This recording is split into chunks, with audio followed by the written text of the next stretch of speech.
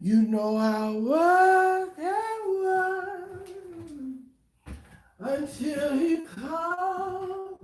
Oh, he changed my life complete. And now I said at his feet. Oh, I'm here to do CSJ, Chicago, Tony, Natalie, Reggie.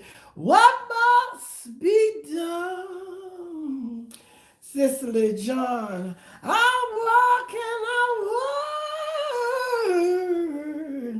until he comes.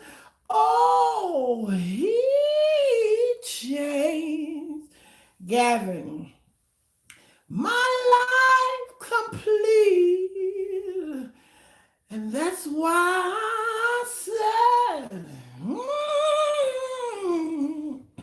said at his feet, leading Lil. And I must do what must be done. You know I'm going to work and work. Oh, he changed. Yes, he did. He changed my life complete. And I'm going to sit your and sit at his feet. Oh, I'm gonna do what must be done. I'll work and I'll work until he comes. Oh, he changed my life complete. Sit at his feet. Oh, he changed. Did he change your life? My life complete. Yes, he did. I'm gonna sit at his feet. Oh, he changed. He changed my life complete. And that's why I said, sit at his feet. He changed. He changed my life. He changed it so complete. That's why I sat at his feet, because he changed my life. I had to give me a little Kim Burrell moment in there. You know, I said, life changed. A little Karen Clark shit. My life complete. My life complete. That's why I said, Happy Valentine's Day. Happy Valentine's Day, all my babies. I was sitting here watching tennis. I was watched all the CNN that I could watch. I watched all the NSNBC that I could watch. I watched all the tennis I could watch. Serena Williams, she won her match. She gone to the next round. And I was just sitting here, and it's just like, what else can I do? I was gonna go and watch something on Netflix, and I said, well, let me just go on and spend a little time with my children on this Valentine's Day. Hey, what's going on? How y'all doing? I'm number two on the likes. You number two? Great. You number two on the likes, so you telling everybody else to like. Yes, honey. I know y'all surprised. So she here. She's here on Valentine's Day. Mm. What time is it? I got 12 hours, 11 and a half hours before I get to the brunch. Hey, Zap Allen. He changed.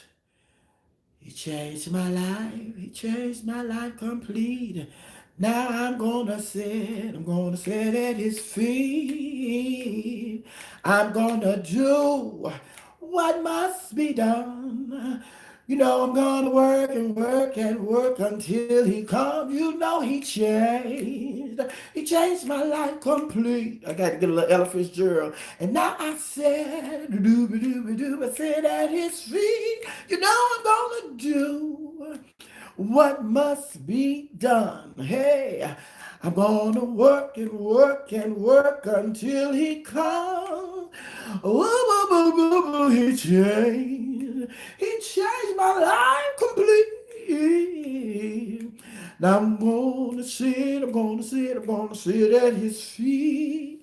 Yeah, you have to jazz it up, honey. You have to jazz it up, child. They don't want to dare me on American Idol. They don't want to dare me on The Voice. They don't want to dare because you know I know how to make a song on my own. He he changed. He changed my life. He changed it completely. That's why I'm gonna do what must be done. I'm gonna work and work and work and work and work and work and work until he comes. Oh, he changed. Yes, he did. Yes, he did. He changed my life completely. And that's why I'm gonna sit down, not in a chair, but at his feet. I'm gonna do I'm gonna do. I had to let y'all know that run was real. I'm gonna do what must be done. That was my Jasmine Sullivan run. I'm gonna work and work and work and work and work and work and work and work and work and work and work and work until it comes. Oh, he changed. He changed. He changed my life. Changed. He changed my life completely. Changed. And hey, what's up? What's up? What's going on? Child, I know some of y'all disappointed. Y'all disappointed by that verdict. Baby, I told y'all, do not put your trust in the Republicans. They had already said that this is the thing. This is the thing now. Y'all already know. If y'all would have been jurors and y'all did half of the stuff that they were doing, you all would be in jail for contempt of court. You could not go and meet with defense attorneys. That's what they did. You could not sit in here in the trial on your laptop. That's what they were doing. You could not just get up and leave and go watch it anywhere you want to watch it. That's what they were accused of doing because they left out of that. Don't mean they were somewhere watching it, what was going on television. There are different set of laws for them and us. Because half of the stuff that they was doing during this trial, y'all would have been put in jail. But at the same time, it's just like, how come the verdict? They already knew how they was going to vote before the trial even started. If you go to a jury pool and you tell them that you have knowledge and you feel a certain way about it and you already got your mind made up, you think you're going to be on that jury? Yeah, Mitch McConnell, just like Mitch McConnell, and then Mitch McConnell, and then all of them talk about we don't have the jurisdiction. Baby, y'all had already voted on that Tuesday, so y'all already set the law Tuesday about the jurisdiction. Yeah, we could do this. We can do this, but y'all went on. They went on, did what they wanted to do. Then they wanted something to hide behind, which is what they hid behind, which is what they're trying to hide behind now. But it's just like, it's over, it's done with. Okay. It is what it is. And my thing is, like I was telling somebody else, my thing is, because we have to always, when it comes to the Republican Party, this is what I want my hyenas to know. When it comes to the Republican Party, Treat them like Maya Angelou told us. When somebody show you who they are, believe them. That's it. Somebody show you who they are, believe them. Mitch McConnell acted no different than he acted when he was the Senate minority leader. The last time they had an impeachment trial, Mitch McConnell did not act no different this time around than he did the last time. His vote was no different. Mitch McConnell lost the majority leadership, and then he was still trying to act like he was still the majority leader, did not want to turn over the powers to the Democrats. That is so what they show you right there. They are all about power. They're all about power. So it's just like I put the post up about the snakes. I said, bad ones. So that's why I just say all of them are snakes.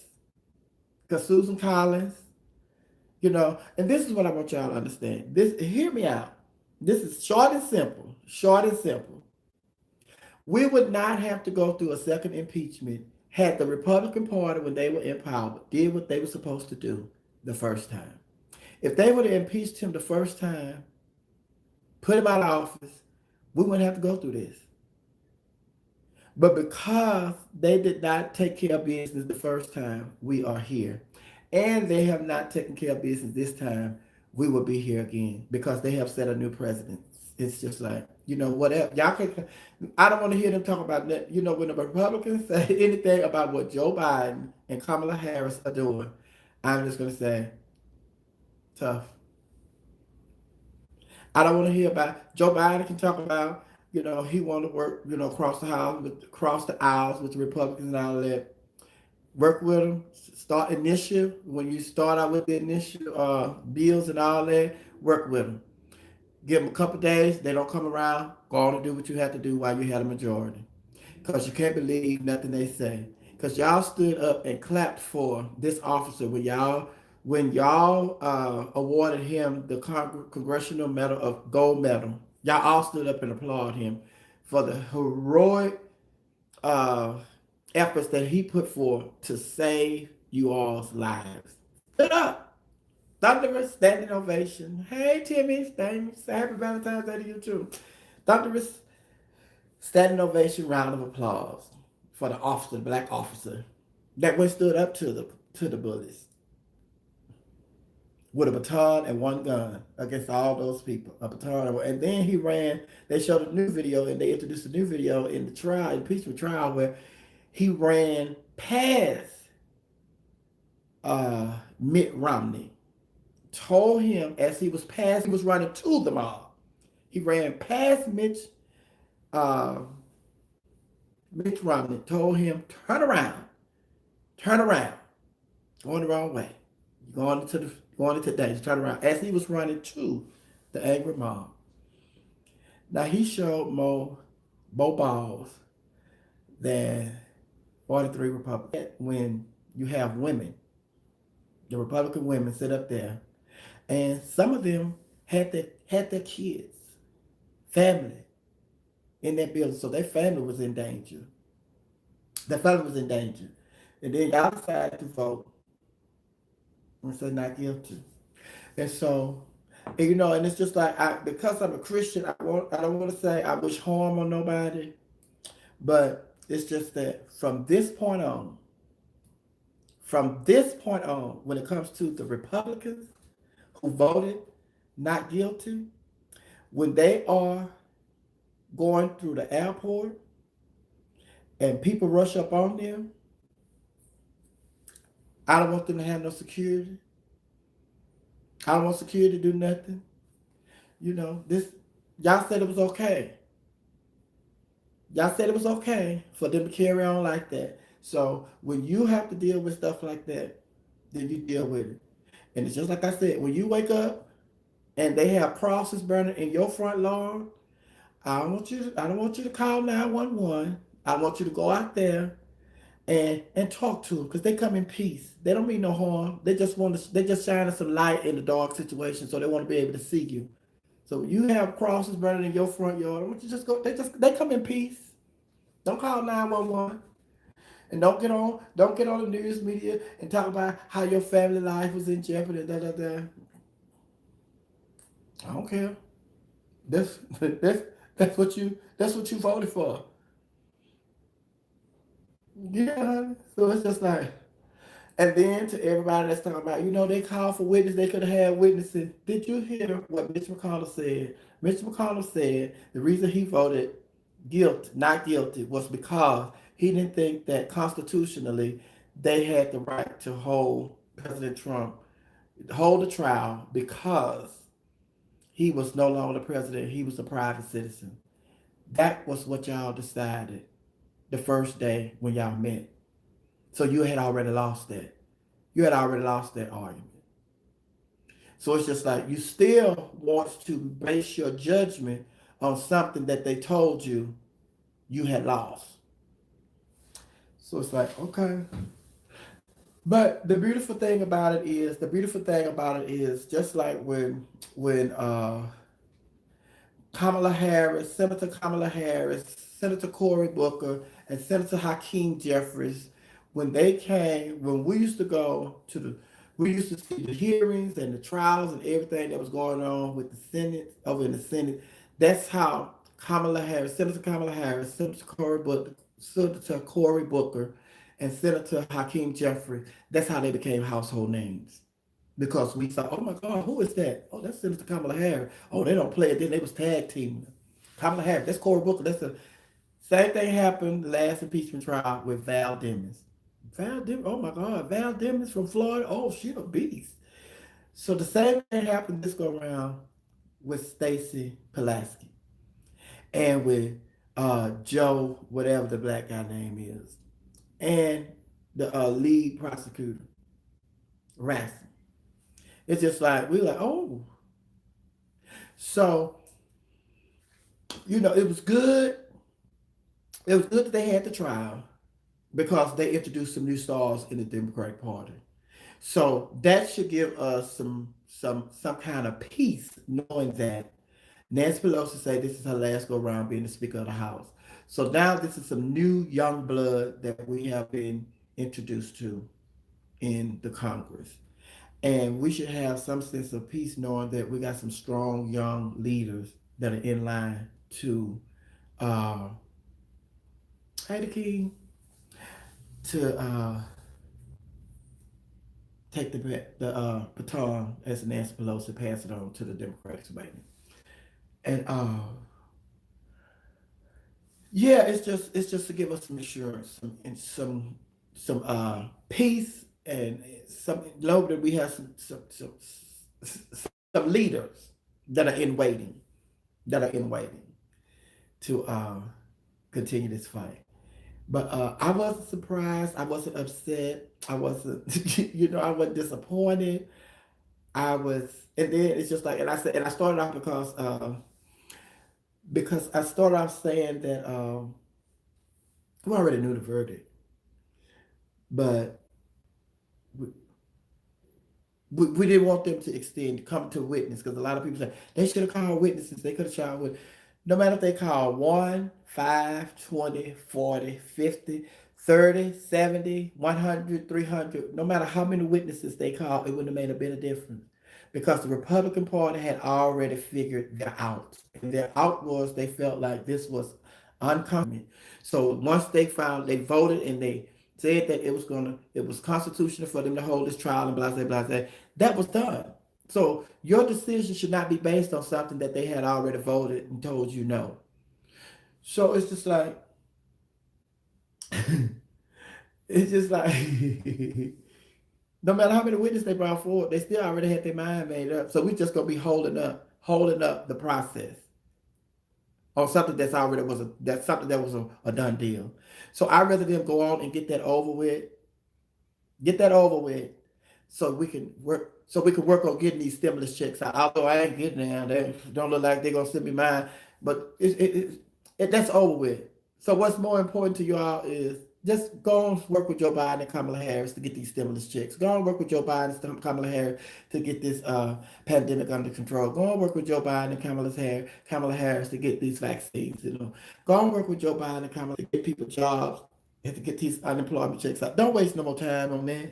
Don't waste no more time on that. Then Mitch McConnell want to say, they could, Donald Trump can still face charges because he's a private citizen and such. Don't waste no more time on that. We're not finna do nothing that Mitch McConnell. We're not finna do nothing that you wouldn't do.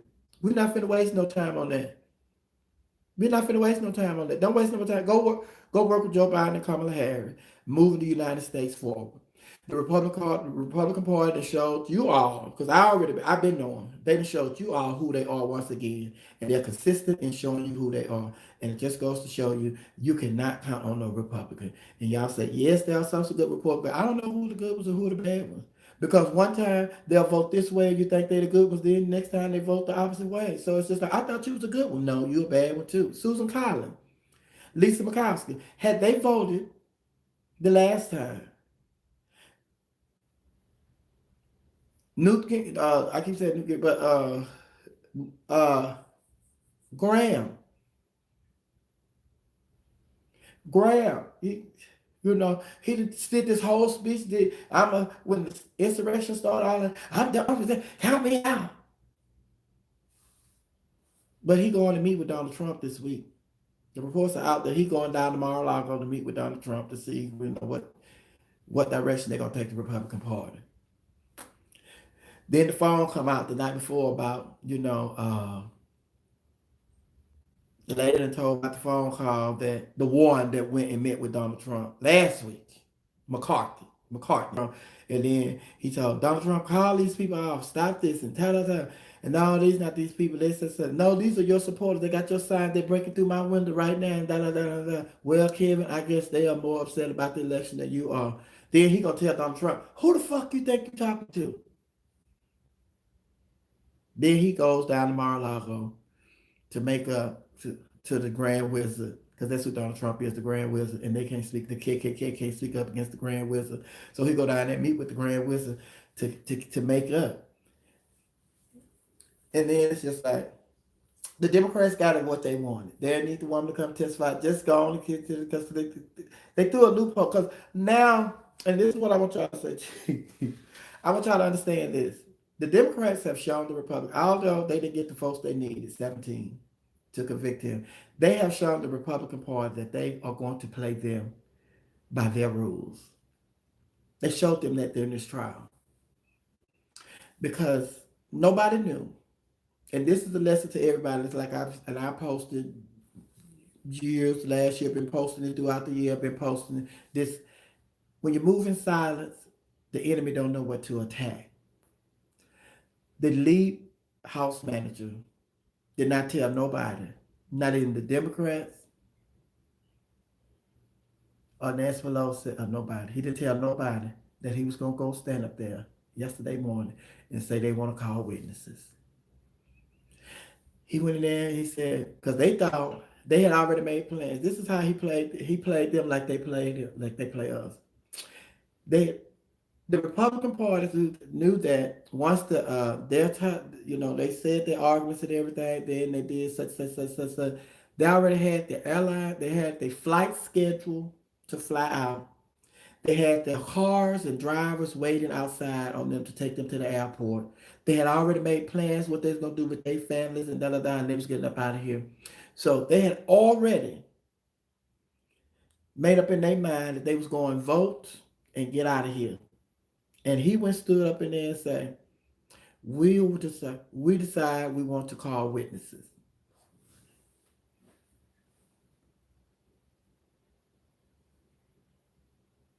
And everybody, including Democrats, were like, well, he ain't said that to me. He ain't said that to me. That's how they play. And that's why I put the post up by, the Republican Party is learning a lesson that black men and black children have learned for years. Don't make plans when a black mother's involved, because she gets the last say. And that's what happened to them. Y'all have made all these big plans, like y'all first get out of here. Y'all already know what y'all gonna do, and regardless of what they do or what they say or what evidence they show, y'all still gonna vote, not guilty. And then we not guilty and get on up out of here and go on fly. I enjoyed that he did that. I like that he did that. And then on top of that, they talking about we want 100 witnesses, and then we want 100 witnesses, we want 100, I want 100. But the bottom line is that in order to get your witnesses, you have to get your witnesses approved through the majority party. That's us. You could ask for 100, you could ask for 300, you could ask for 500, but we are the majority party. So you're just talking. You already know we're not finna vote for that. We're gonna vote that down. So you can say how many you want and all that. So they already know. And then the only thing that was gotten was what the Democrats wanted. They wanted to be able to use the testimony of the woman who said that she had been taking notes and Kevin McCarthy. That's all they wanted was that one witness. Because if you open the door for that witness, then they have to come and they can call for Kevin to come testify. They can call. But the bottom line is, then it's just like Stacey went on because they was like, uh, not they, a lot of people that I talked to, and of course, this is what everybody's talking about on CNN and what Joy Reid was talking about on NSNBC. Well, a lot of people feel like y'all folded because y'all asked for witness and y'all would have some witness and we wanted witness and it would have been. She said Joy. She said Joy. She said Joy. She said we had the best witness of all. She said we had the eye cam of the police officers. We had videos from inside the Capitol as to what's going on. We have senators and congressmen and staff members and officers that were witnesses to what went on. What more witnesses do we need? She said we didn't cave, we didn't give in. She said we got exactly what we wanted. We got the testimony from whatever the Congress lady was. We got the testimony from her, and the Republicans got nothing when it comes to witnesses. She's saying no matter how long we extended this trial, the outcome is going to be the same because they have already made up their mind that they were going to hide behind it's unconstitutional. So why sit here and waste time? It's because they were here. So it's like, yeah, honey, it is what it is. We are moving on, and that's life. But I don't want them. I don't want them because I know y'all say, well, why do you still want to be involved in politics when you see how how crooked they are? Why do you still want us to be involved, and why are you still involved? Because if we're not involved, do y'all realize that if we're not involved, it'll get worse? If we are not involved, we probably we probably one more step back to being slaves because they're trying to change a lot, the Voting Right Act and all of that stuff. So we have to be up on it. We have to, you know, make our voice known. It's horrible. It's as horrible as it is. As horrible as it is, it could get worse if we're not involved. It could get worse. Hey, Miss Carruthers. Yes, Gavin, when you're not at the table, honey, it could get worse. Just think if we didn't just think if we didn't have nobody at the table, it's just like we'll turn it, it's just like it's just like we're saying, just go ahead, do what you want to do. We don't want that.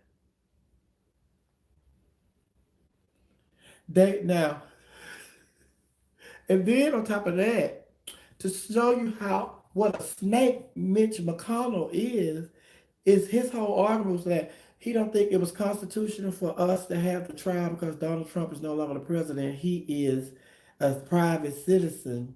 When Nancy Pelosi and the congressman filed the impeachment, the senators were on break.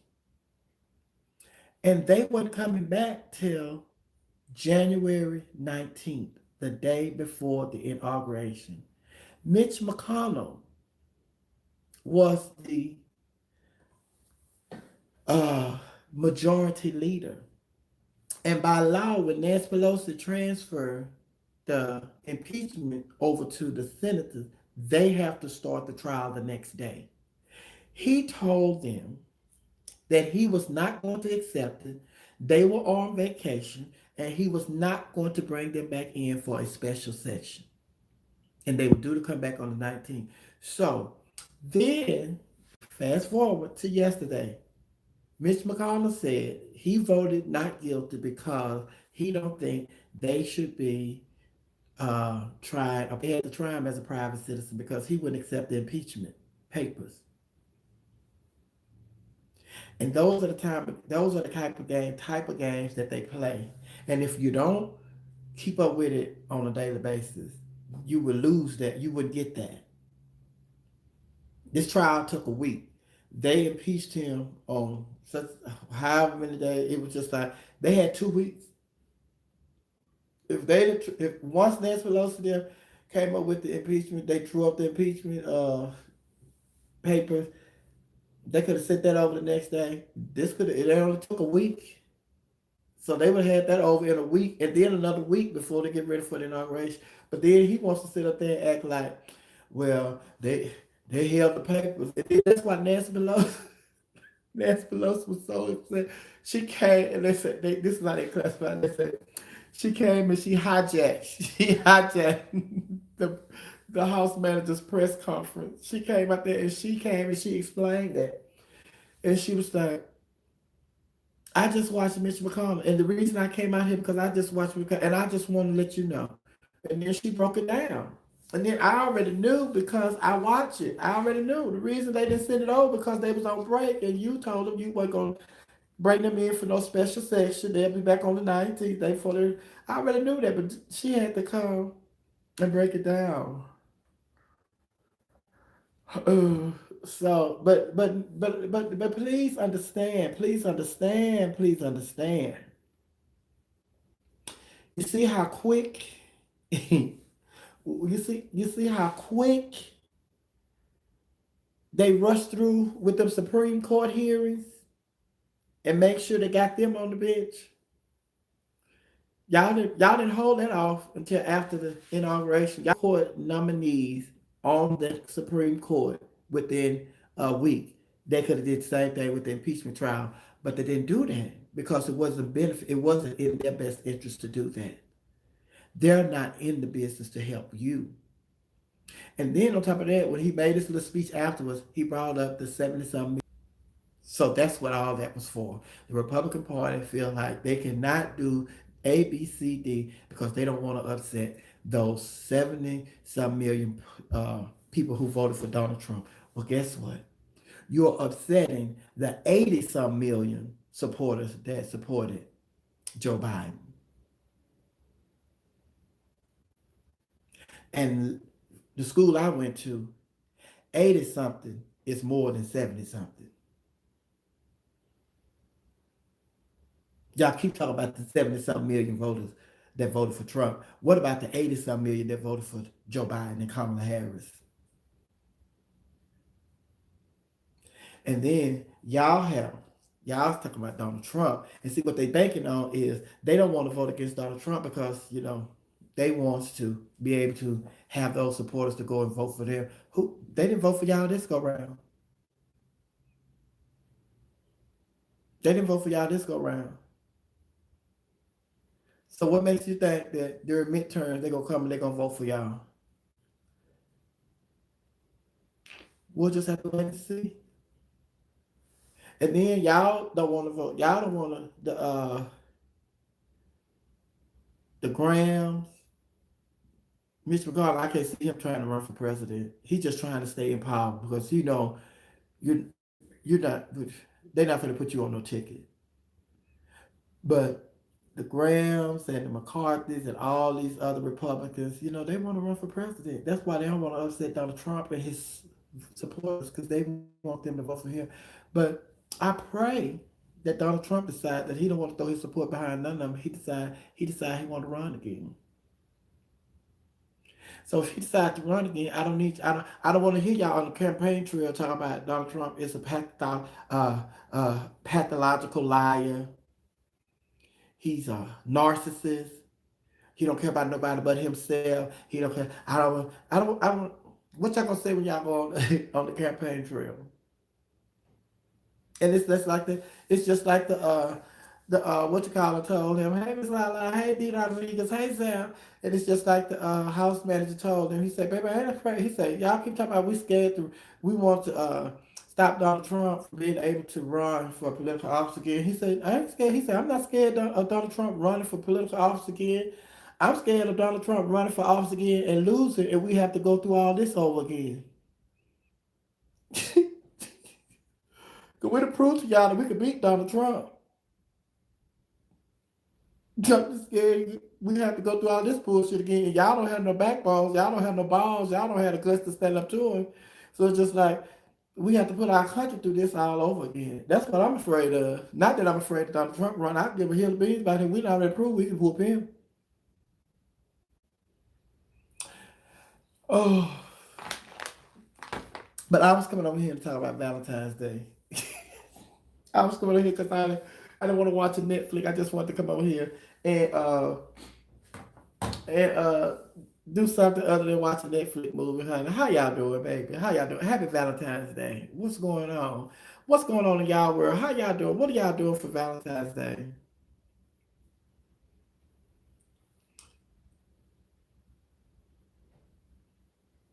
No, no, exact. I want to tell you, ain't none of the Republicans brave. Lisa Murkowski was the only one, only senator that is up for re-election in 2024. She was the only brave one. Mm-mm. She not brave. She would have been brave had she voted guilty in the first impeachment trial. She's not afraid. She's not brave. She and see, it's just like it's just like I'm saying about Kevin McCarthy. Kevin McCartney. He cussed Donald Trump out on the phone. Then he turned around and went and met him in Mar-a-Lago. Lisa Murkowski and Susan Collins, they have had their Kevin McCarthy moments.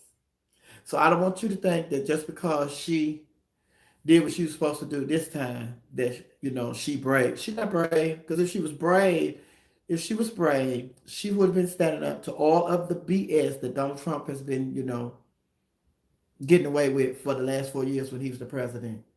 If she was brave, she would have voted to impeach him the last time they impeached him. If she was brave, she would have voted for the stimulus package that they have put before the Senate, where you all could have been getting y'all stimulus check and all that stuff. If she was brave, so I don't, she's not brave. And it's just like with Mitch McConnell. And who else was it? Somebody else said that the only one that's brave is Mitt Romney. That's the only one that's brave. It's Mitt Romney. The rest of them, it's all about they're looking out for them. They're not looking out for you. They're looking out for them. If Susan Collins and Lisa Murkowski, if they were brave, they would have been voting when they put all these new gun law, bills on the table that they rejected. If she was brave, there's a whole lot of laws that could have been passed when it comes to these when the children shot up in Sandy Hook and all of that, people get shot up in churches, you know, synagogues, blah, blah, blah. Nothing changed when it comes to the gun laws. They're not brave. Just not brave. And that's why I say they snakes. And some snakes, and it's just like some snakes are non-poisonous, but the majority of them are. So it's just like I don't need I need for your bravery to me has to be consistent. And you showing up one day as a king cobra, then showing up the next time as a grass snake does not constitute bravery to me. I need for you to show up as a king cobra every time. When it's up to the votes, I need for you, I need for you to show me that you are consistent with your bravery. not wishy-washy. Bravery is Barack Obama. Bravery is Bill Clinton. Bravery is Dr. Martin Luther King. Bravery is when you stand on the side of right when it's uncomfortable and you know that you're going to have opposition standing against you. That's bravery. You can't classify somebody brave because they're looking out for their own self-interest. So that's why she's coming around now, because she knows she's coming up for re-election in 2 years. That ain't bravery. That's her playing us for fools.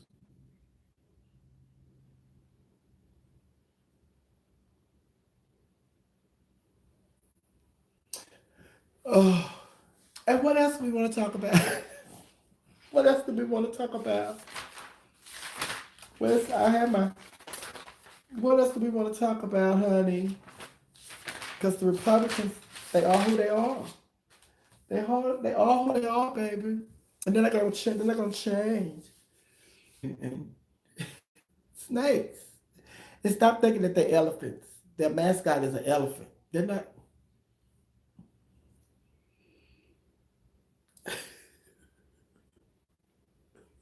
They're no elephants. Mm.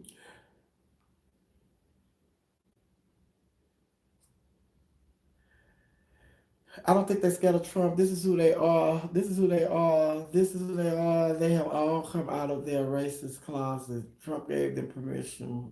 Did we freeze? Let me tell you something. I was talking to, I see he in here right now. I was talking to George, the CEO of We Are Your Radio. And he broke it down and it's just like, that makes sense. What he said. He said, the Republican Party know that the Republican Party are the KKK. And he said they see what the KKK did to the black community. And they don't want the KKK coming after them like they did the black community. So that's why they're scared to stand up to them, because they know that the KKK is that mob. The Republican Party is that mob. If you go against Donald Trump, that mob that showed up at the Capitol, they'll show up at your house. And that's why they're scared to go in front of cameras and say what they say behind closed doors. I ain't brave. If you can't stand it, bitch, you're a coward.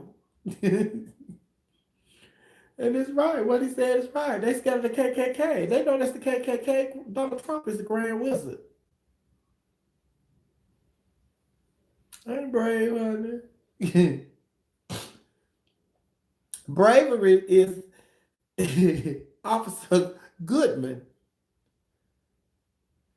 Well, all the videos that showed y'all where the Capitol Police officers, once they were overwhelmed, they retreated and they ran away from the mob. Officer Goodman ran to the mob by, and he dropped the baton, and he was standing up there, put his hand on his gun at one time, like, y'all gonna get back, y'all get back, and then they bagged him up, and then he led them to the police. Because if he hadn't led them, if they had went to the right as opposed to the left following him, they would have gotten to some of the senators, because they would have been right there in the chamber. They would have been in the chamber. They had not evacuated the congressmen and senators. They had not evacuated all of them out of the chamber yet. So if it wasn't for that Officer Goodman, if he didn't take them to the left and they went to the right, they would have got to some of the When they got in that chamber, some of the congressmen and senators and stuff and their staff would have been in there. And Lord knows what would have happened. Lord only knows what would have happened. Oh, but happy Valentine's Day. And ain't y'all glad it's over so we get to have our Valentine's Day and we ain't got to be worried about, they're going to have a vote today. Nice for them to have some witnesses to stretch the trial on. to stress the trip, and then it's just like, because George said he wished they had got witnesses. And then some more people say, well, they would have had brought the witness. For them having the witnesses was different from George and everybody else. I just wanted them to bring the witnesses to fuck up their schedules because they had already made these plans about what they was going to do. I just wanted them to bring the witnesses to fuck up their schedules where they have to change their plan. Because isn't that what they did to us? By not passing the stimulus package, they have effed up y'all plans. People, you, they messed up y'all plans. I want them to, oh, hey, Keisha. Hey, Gary in London. See, look, and then that's another thing. See, the Republicans don't care. brave, brave is gorilla glue brave. Yeah, see, like Gary saying, the from here in London, the USA is still looking like the Wild Wild West. Yes, honey. So we gotta we gotta get this trial over with and get on so we can go out and start working on our reputations around the world. Then they have, you know, oh, and because of my if I this this is where I am. If the Democratic congressmen and the Democratic senators were housed in a different building, I would tell them to take that damn fence from around the Capitol and send all them guards home. Send them guards home. Take that fence down. Let me see how brave they are to go out there and stand up against the rioters. Go take that fence down. But see, it is just like they comfortable. They are comfortable because they have all kind of protection.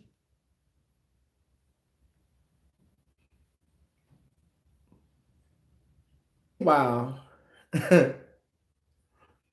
We out here scratching and surviving and at the house, unemployment high, coronavirus, and this is another thing that y'all have to.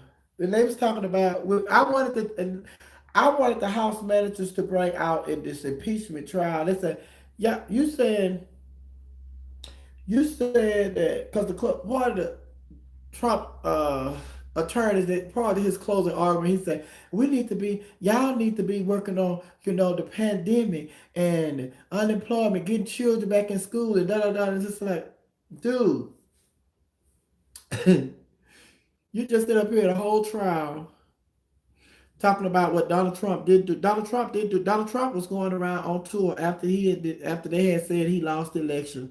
Donald Trump didn't put no effort towards working on the economy. He put no efforts towards working on, no vaccine. He put no effort on working on unemployment. He didn't do nothing.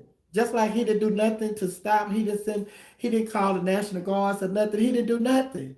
He haven't been doing nothing for his last 2 months in office since they told him he lost. He hadn't done nothing. And then all this whole argument because the Republicans had to vote not guilty and then say that it was unconstitutional because even if everything that they said is true, even if Donald Trump, you know, he did not incite the rioters. Even if everything, we give them the whole argument. You all are absolutely right. You all are absolutely right. He did not incite the rioters. But as the President of the United States, it took him 2 hours before he said something.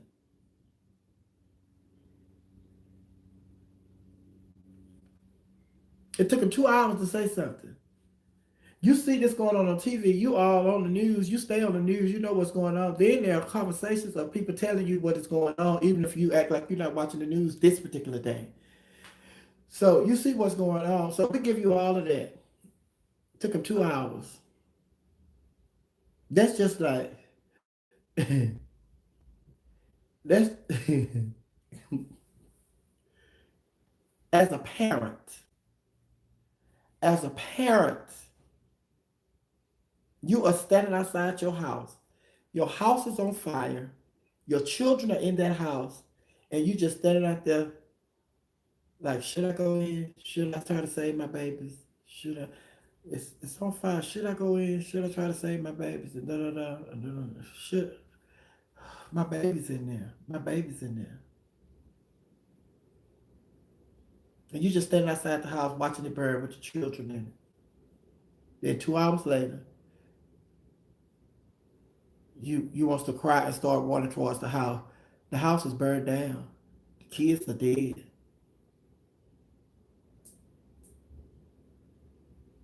That's how much sense that makes. If we give you all of the argument that you say, okay, he didn't incite. Okay. Well, what about it took him 2 hours to say something as the president of the United States?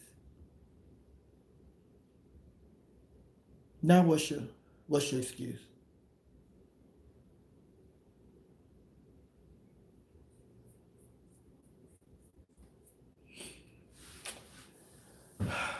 This is America. This is America. And I'm telling y'all now, I'm telling y'all, I'm telling you all, strap up. Go to gun range. Get your gun. Go to gun range classes. Take gun range classes. Strap up.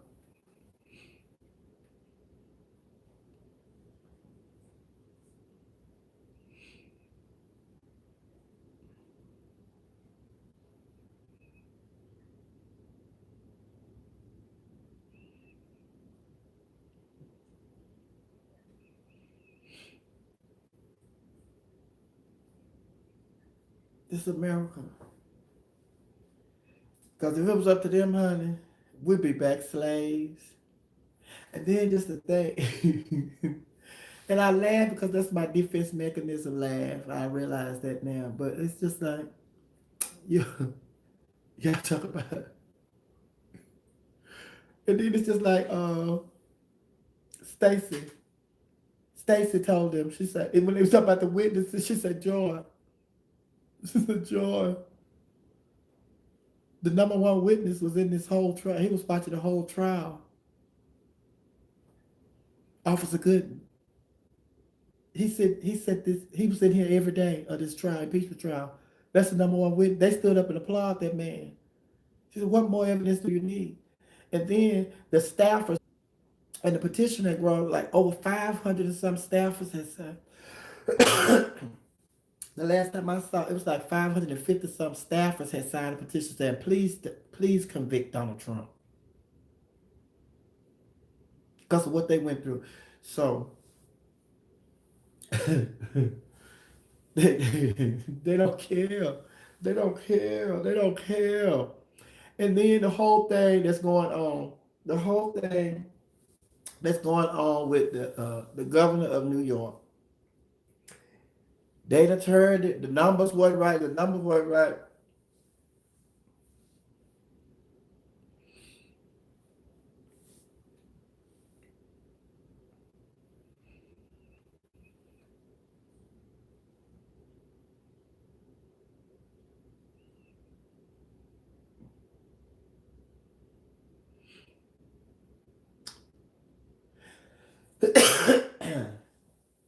Did you hear what I said? They wants to make a big news story out of the numbers wasn't right that he turned in when it comes to the death to COVID. Excuse me? I need you all to be just I need for you all to be just as outraged about the numbers not being right in New York.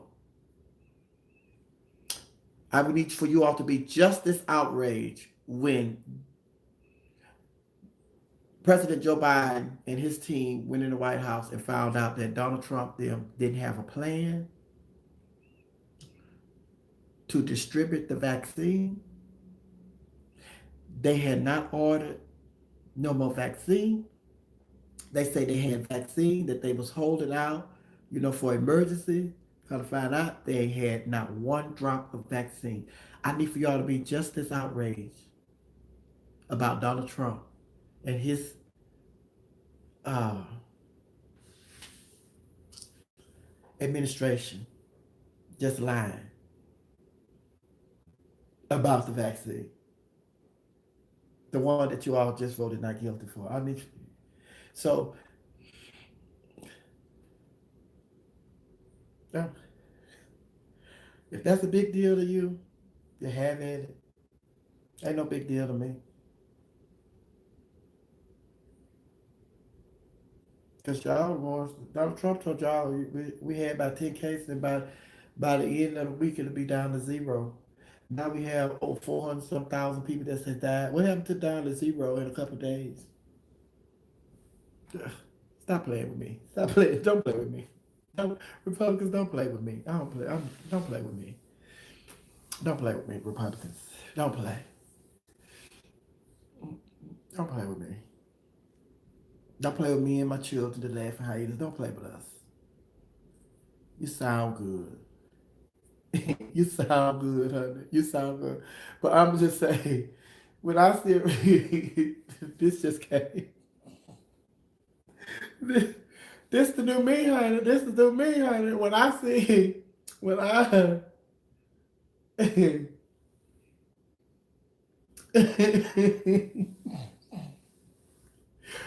Republicans, I just want you to know from my mouth to your ears. When I see you, you are nothing more than a shit sandwich to me. And I am not I am not interested in eating a shit sandwich. I'm just not interested. I'm not interested in the shit sandwich. That's what you are to me, Republicans. You're a shit sandwich. I eat some chitlins. I eat some hot balls. I eat some peanut butter jelly. I eat some noodles. I eat some, chicken. But I'm not going to eat a shit sandwich. And you all are full of not interested in a shit sandwich. Just not. Just not. And man, it's just like I want. That's what's that? My defense mechanism, land. Want. I want.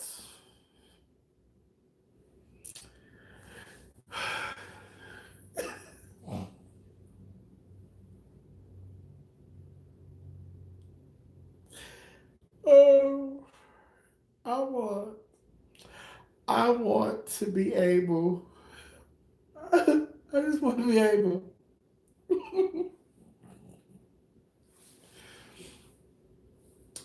I just want to be able to be zapped in to situations like when they sit on CNN and they talking to something. I just want to be able to push a button from wherever I am, say zap me in, and just go off. When they just talk about like when Mitch McConnell said this, and Donald Trump said this, and then Republicans all say this, and then Susan Collins said this, and I just want to be able to zap me. Oh, here go Miss Sophia want to be zapped in. If they on the View, if they on wherever they are, I just want to be able to be zapped in, just zapped in. And I just want to keep on saying, bitch, are you serious? Now you just set your dusty ass over there the other day, and you voted to say, get your dusty ass off of this TV with that bull. You say, Miss Sophia, they don't here CNN. Miss Sophia want to be zapped in. So yeah.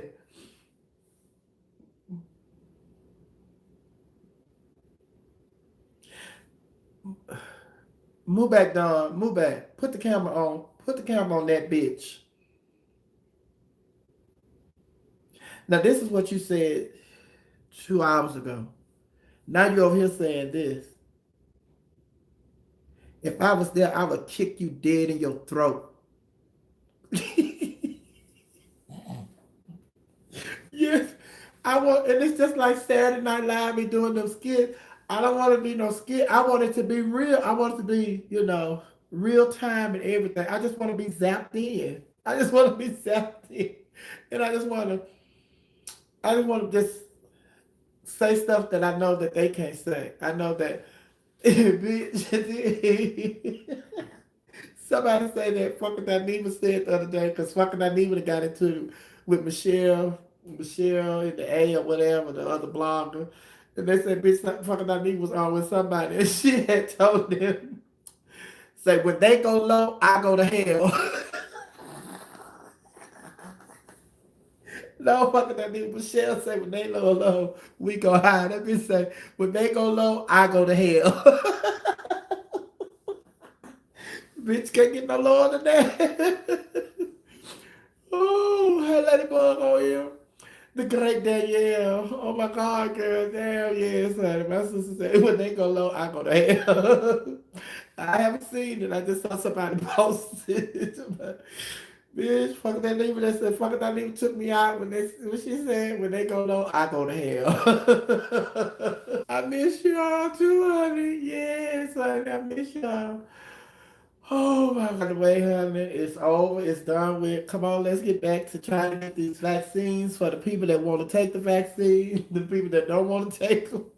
Move back. And I was talking to my daughter, Jasmine, and Jasmine told me, Jasmine, I know she on here. Hey, Jasmine. Jasmine, she said that people, she said people have their reason for not want to take the vaccine. You just can't say everybody take the vaccine. And it's just like, she's right. Because it's just like, you know, with every time we have an illness and they come up with a vaccine or something, you know, and a lot of stuff, a lot of vaccines that they came up with cancer, we still dealing with cancer to this day. You know, a lot of vaccines they come up with different, you know, ailments and disease and everything. We still dealing with them. So it's just like people have their reason for not want to take this vaccine. And I told y'all, I talked to Wanda Smith's mama. And Wanda Smith's mama told me she not taking it. She asked me, she said, you taking it? I said, well, yeah, I think I'm gonna take it. I think I'm gonna take it because it's just like I said, you take it? She said, hell no. And I've never heard Wanda Smith mama curse. You know, even hell. But she was just like, hell no. She said, hell no. She said, and then not only did she say hell, she said, I'm not letting them put that shit in my body. I don't know what that is. She said, I don't know what that is. They ain't got no cure for that. Hell no. So these crooked ass doctors and stuff. She said, no, Miss Sophia. She said, shit already. She said, and then those are the type of conversations that I want to record, but I can't record that because I don't want to become the person that everybody is afraid to be themselves around for fear that I am recording the conversation. But there are a lot of times that I wish that I was just just recording, because when she said that, maybe this unit is tight, honey. But when she said that, and then the whole conversation after that was so hilarious. But although I was laughing, she had a valid point. And then her being the age that she is, and she's talking about, I'm already dealing with A, B, C, D, and I'm I'm on medication. I'm dealing with stuff. I got stuff. I don't know how this is going to react. I don't know how my body's going to react with that and me taking this and me doing this. And she said, and then I don't trust the government. She said, hell no, I'm not finna let them shoot that shit in me. Tell me, I ain't got but a little bit of brain left. She said, I, she said, I ain't got but a little bit of brain left. And they could have messed that up.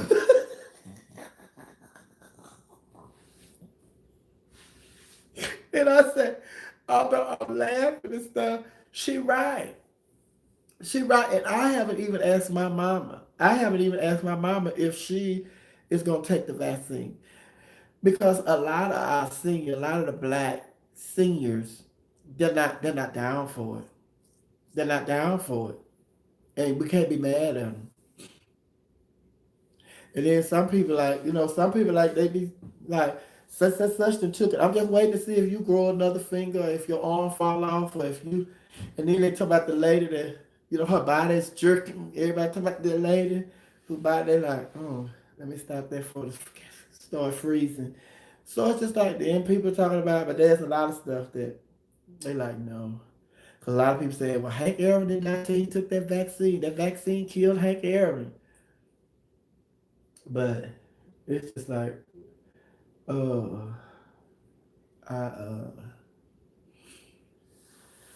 oh, why does my mama had tickled me? She tickled me, honey. And then, who else? There was several seniors that I talked to some people. They were like, I'm not doing it. I'm not doing it.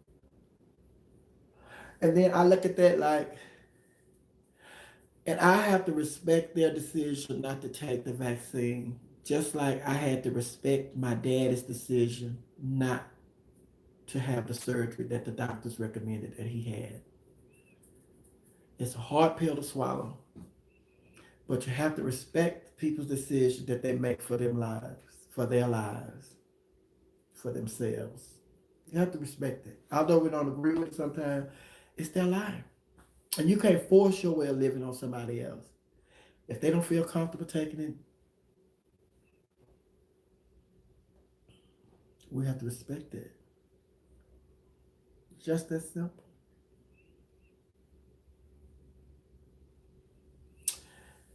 They rushed that vaccine for my taste.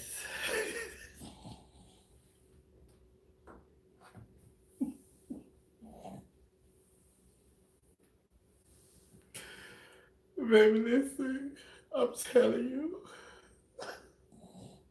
I didn't even, I still have not watched my sister on RuPaul's Drag Race last night because I had to keep up with the trial. Hi, Bree. How you doing, Bree? I had to keep up with the trial. I had to know what's going on, and I had to grit my teeth every time the Republican spoke. His lawyer, I had to grit my teeth because I had to see what was going to be their argument of defense. They didn't have one, and see, they had already told them, and this is no, this is girl. Y'all stop leading me back to that trial. Stop leading me back to that trial. Hey, Flat Black Boy, it's ATL Sexy Chocolate. Flat Black Boy, how you doing, baby? How mama baby doing? Let's see, I forgot what I was going to say. I was stop leaving me back to that trial. I was going to say something else about that trial. Try stop leaving me back. I'm over that. I'm over that. I want y'all to be over too. What is? I have the television on the tennis tournament. It's on mute, but I can see it. Simona Halep, she done lost the first. Stop watching it, Miss Sophia, after a while. I understand, but you gotta get in. You gotta get in, and then it's just like George from the CEO of We Are You Radio. He said, "I ain't watching. I couldn't watch it." And I said, I know. I said, I know, and I understand. I said, but you gotta. I said, you gotta muster up the strength to watch to watch it, so you'll know. So you'll know for yourself. And then when we sit down and we talk about it, you have all of the information before you, not parts of it. And don't get your, and then George talk about, just, I get the cliff notes from CNN and MSNBC. I know what, you got to know the whole story. Got to know the whole story. Because they're only gonna highlight,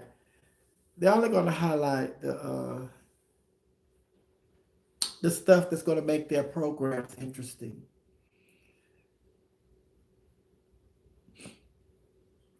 That's all they highlight.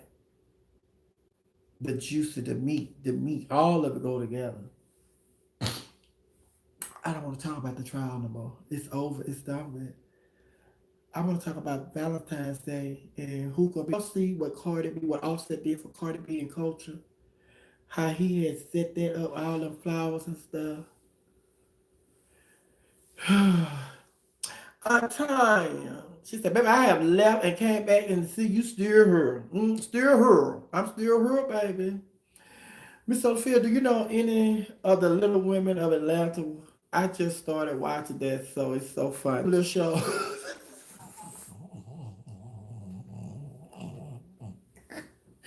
I'm not. I'm not into them little shows.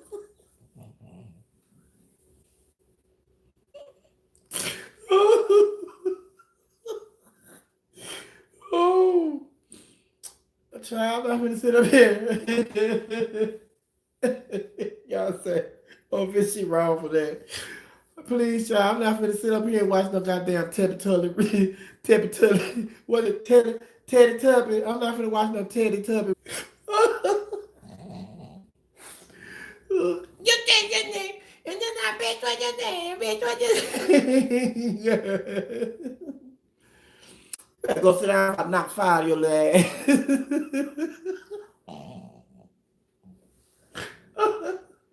No, that's not for me. That's not.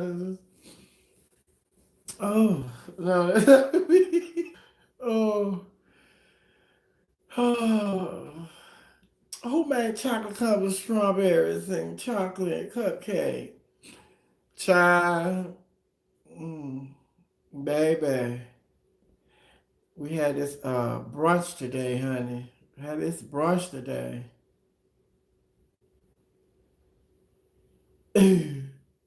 Zach, and I'm gonna get you because you set me up talking about them little women. You set me up. Oh, it's freezing when I be moving. That was funny to me. I can't tip. I can't. I gotta get out of the frame and laugh. Oh, baby. No, but I'm not into the little reality shows, honey. It's a little bit too much to me. Yeah, the brunch at traffic, child. Get ready for the brunch. It's Valentine's Day. We'll see how they gonna have it set up for Valentine's Day. What the girls bringing to the table. Oh, I don't want my Valentine's Day hair, so now I'm gonna have to find me some more hair for the brunch. Dr. Price, what's his name? Dr. Price, he passed. God is calling the roll, baby. Woo, he calling the roll. He calling the roll, honey. Baby, they getting out of here left and right, Jesus. My God, my God. He calling the roll, children. Get your house in order. Baby, my lips just chapped. I need my lip polish. I'm gonna go in the kitchen and get some oil, some cooking oil, and put on my lips. What's been going on? Child, what are y'all doing? What are y'all doing? My Yaya Williams. My life is a reality TV show. All our lives are a reality TV show. Because they don't been showing you the real reality. Did y'all watch Maddie on Fred Price died? Oh my God. Yes, child. Mm-hmm. One of the good things. And my sister Juanita Bynum, she's bless Juanita Bynum, huh? Bless Juanita Bynum's heart, baby. Juanita Bynum, honey, when what's call passed, I own a lot. She was going through now. She said she going through by Fred Price. It's like, girl,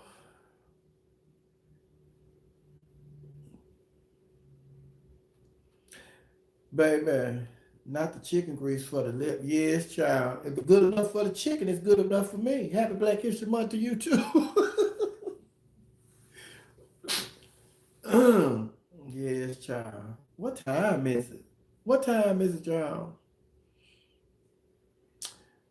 I came on here. What time did I come on here, honey? I've been on here for an hour, 15 minutes. Oh,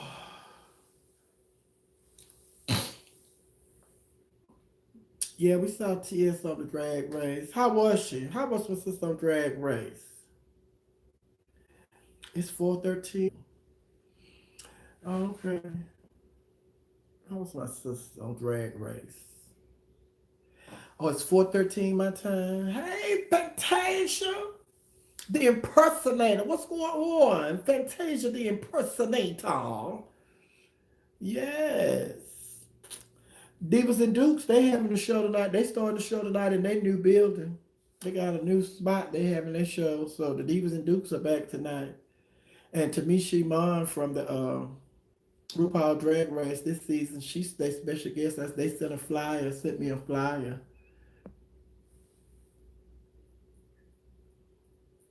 You know, man, I was gonna put on a show. No. Yes, baby. Baby, I got my these bourbon pecan bourbon. I love you too.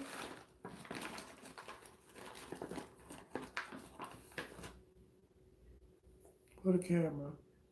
You see that? Bourbon pecan.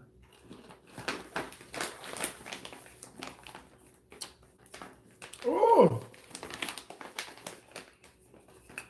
thank you. Diva Michelle McIntyre say happy Valentine's Day. Thank you, baby. Chocolate covered. Chocolate covered pecan. Jasmine, you're my last bag.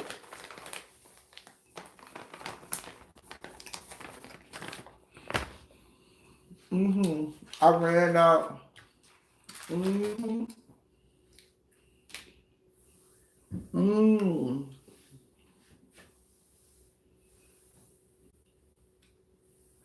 My favorite, baby, is butter toffee. Butter toffee pecan. That's my favorite. I've been digging in my hair, digging in my scalp. Baby, the Gorilla Glue girl.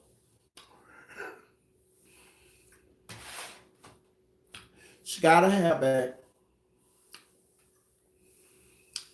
Tony, you back from passed out on the floor and the party started without me? Mm. But I was glad that there was an African doctor that came up with the solution. He said all he did was, I see this was just ingredients.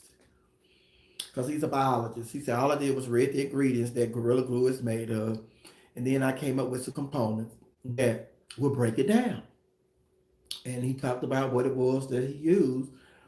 He said he don't know why Gorilla Glue didn't do that when they made the product.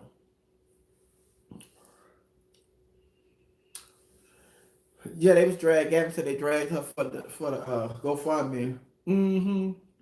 Because, well, first of all, she had lied.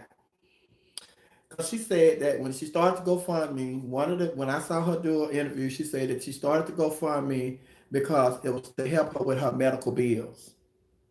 And I think the doctor did that for free. He did it free. Then she said that she started to GoFundMe because she wanted to buy her some wigs. So then I did see, last night I saw where she had donated like a $20,000 to some organization. $20,000 to some organization. But this the thing.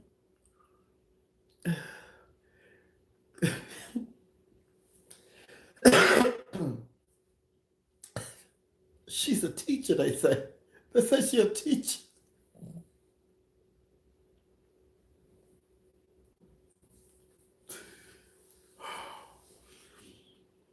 Yeah, you need no have no GoFundMe for no wigs, baby. You go buy you a couple of wigs, then some people will donate you a wig, donate you wigs.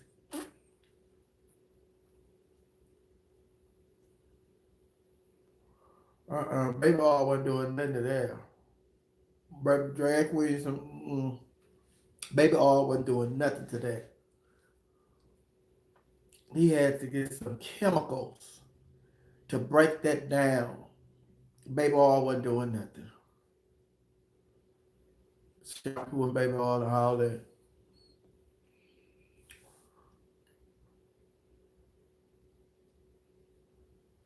I'm over here, champagne turn, making a fried egg sandwich.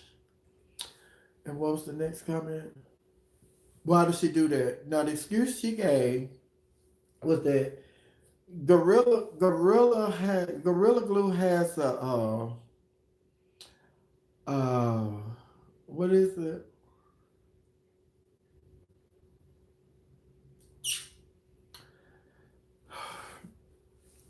I can't think of it right now. Adhesive. Gorilla Glue has an adhesive. And I think she said they've used that for your hair and stuff. They be using that for the hair.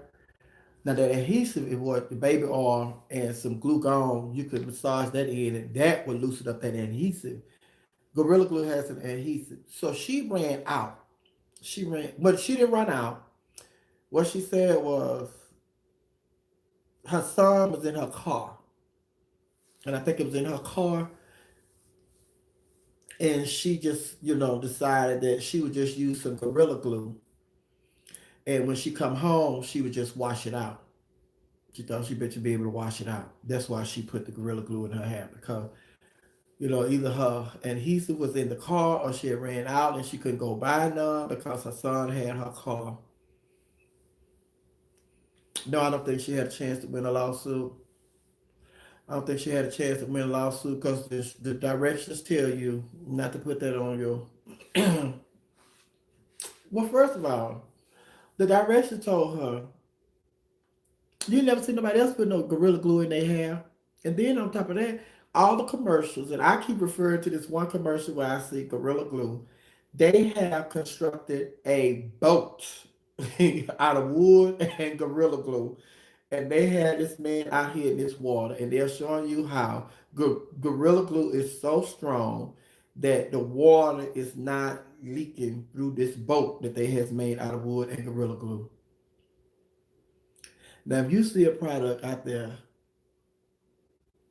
even if it ain't true, if they are saying, and this the commercial they are running, saying that Gorilla Glue is this strong, do you think I'm gonna put that in my hair? And then after the doctor, broke it down and got her hair back, she said, "Oh,"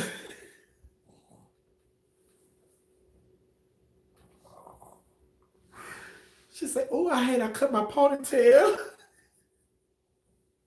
Bitch, all that was your hair. All that was your hair.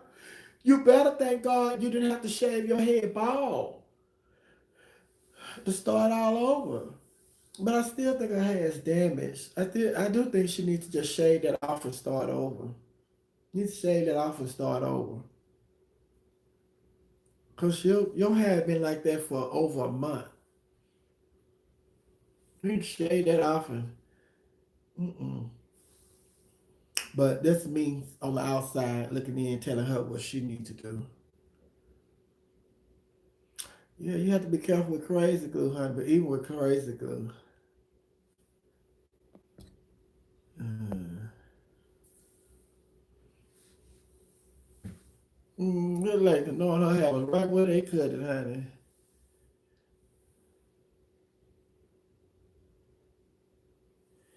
What do you think about people posting videos debunking her claims? I haven't been. You know what? I haven't been paying attention. Like if I see something about her, I know what happened. I know how it ended. So now I just don't. And this is like I run across people doing like, and I don't stop and pay attention to all that because like I said, first of all, it was my mama, my sister, my niece, or any female member in my family. I would want nobody to be making fun of, knowing the severity of the situation. So it's like no, I don't.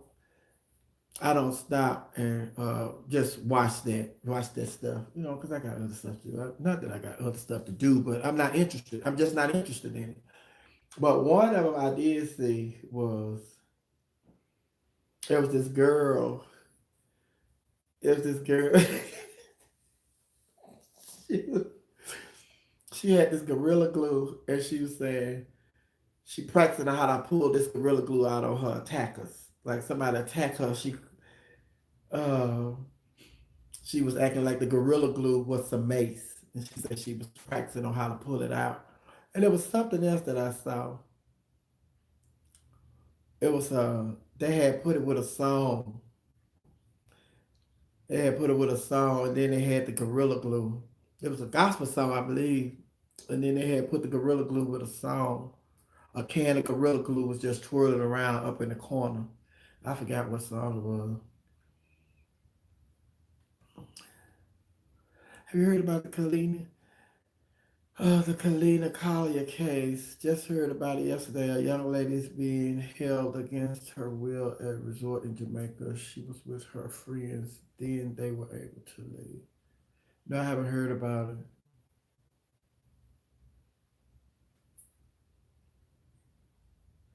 Then now she's still there and found cameras in her room. Her friends were able to leave and had to sign a non-disclosure agreement. Super scary.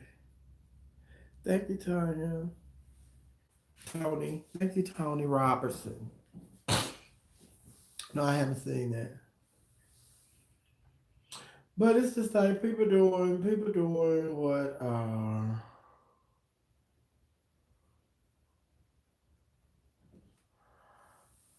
listen. Y'all need to go to falltackler.com and register. Tell them that I sent you, and it's just a $50 registration fee as opposed to $100. Go to falltackler.com and register to go to Fall Tackler. It's going to be Halloween weekend in the mountains. All inclusive, all inclusive. All the information is right there. Falltackler.com. Go register. But Halloween weekend in October. Falltackler.com. We always have a wonderful time. So, baby Ladybug, she must have been doing something to that. Don't play. To that. Don't play that shit in Jamaica. Hello, Michelle Holly. How are you? Love you too. Did you ever meet with Doreen? Darnie? Halloween? No, I never met her. I never met her. LaShawn. LaShawn is the only Pace sister that I met. LaShawn LaPace. LaShawn Pace. She's the only one. Mm-mm. What else y'all have up in here that I miss?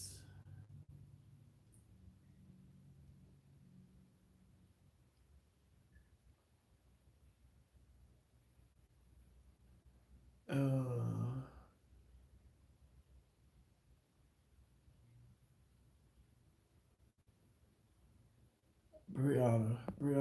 Brianna's harsh on her, baby. Brianna said she a damn fool. But, and I did say that, what did you want? You used that Gorilla Glue because you wanted your hair to be smooth and to hold. The product did what you wanted. It's just that when you got tired of it, it wouldn't give. But it was still holding. That's what you wanted. Smooth and whole. And that's what it gave you. How you gonna file a lawsuit against the people when their product gave you what you wanted? And that's why, and let this be a lesson to all ladies and women. Always have your wig on standby. Have your wig or a unit on standby. Uh, some came off the. Oh, okay. The tennis tournament. Some little snap to hold the net up came out. Oh, that's not a little snap. That's the what you call them. Well, y'all don't watch tennis, so y'all not gonna know. Hello, my beloved sister, Michelle Coleman. I am doing so good. God bless you, my sister. Unit. Yes, honey.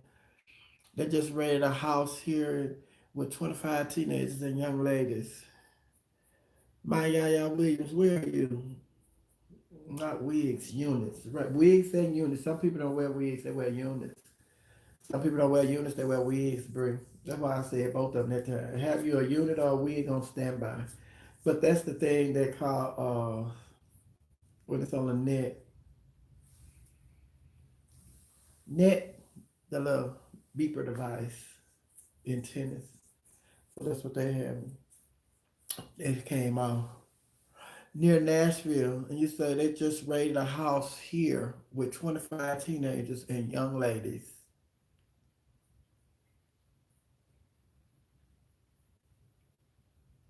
So it's 25 total, including the young ladies.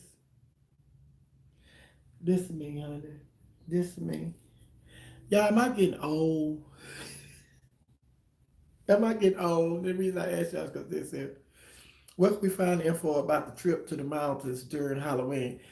Falltacular.com. Falltacular.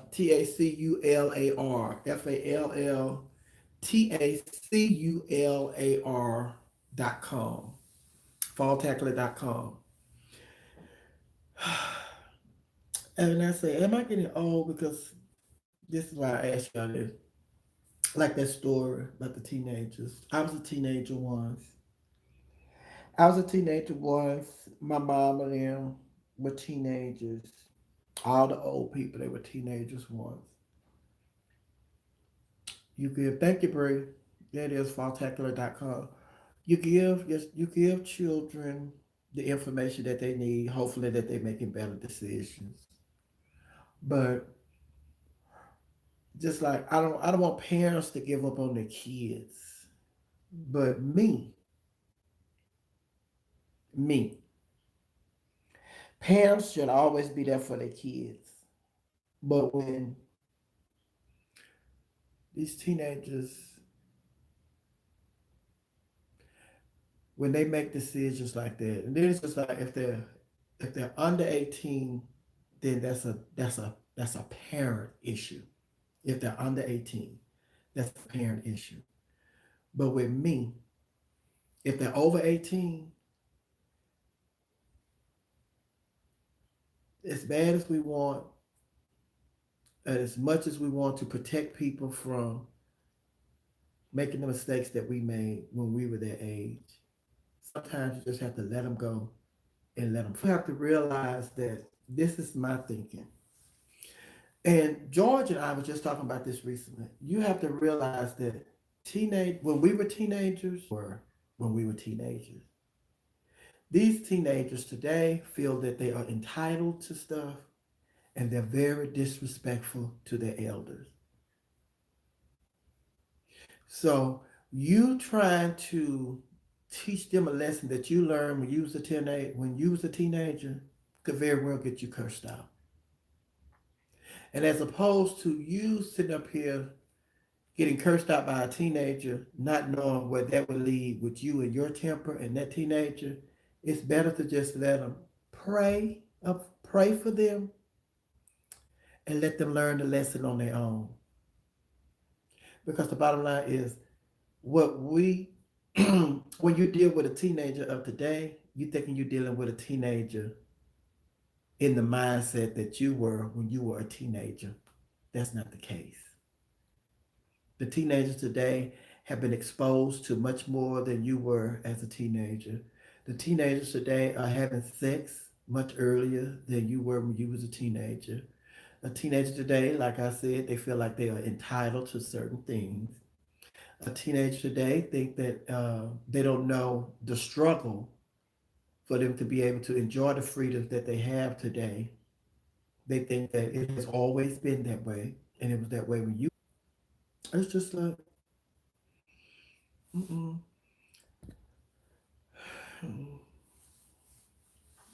They had been kidnapped. Who? My Yaya Williams. You say they had been kidnapped.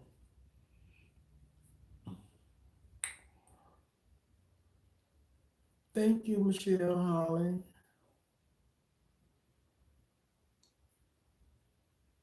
Mm-hmm. You haven't seen us say my young cousin and my and then it's just like I know because my younger brother, my younger brother. It's just like I know what they're going through. I know part of what they're going through because the blessing that my parents had with my younger brother is we were all we were all teenage. We were all like high school when they had my of school age. We were all adults. So it's just like the stuff that teenagers try today with their parents.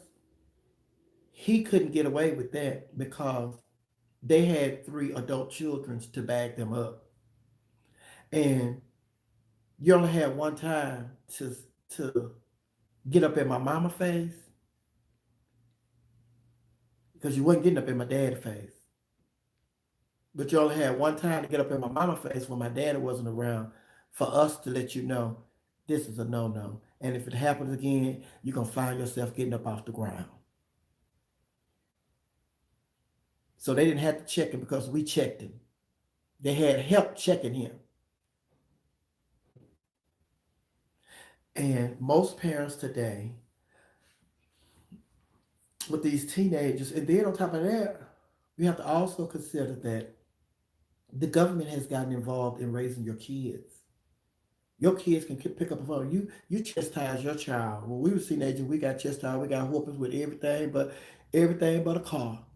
Anything our parents could pick up, they would whoop us with their parents because we weren't bad. We didn't get whoopings like that. Me and my siblings, my older sister, my younger sister, we just went bad because we had no reason to be. We had no reason to be rebellious because we had the best parents, and not just us, my cousins, all of us. It's just like we was all cut from the same cloth.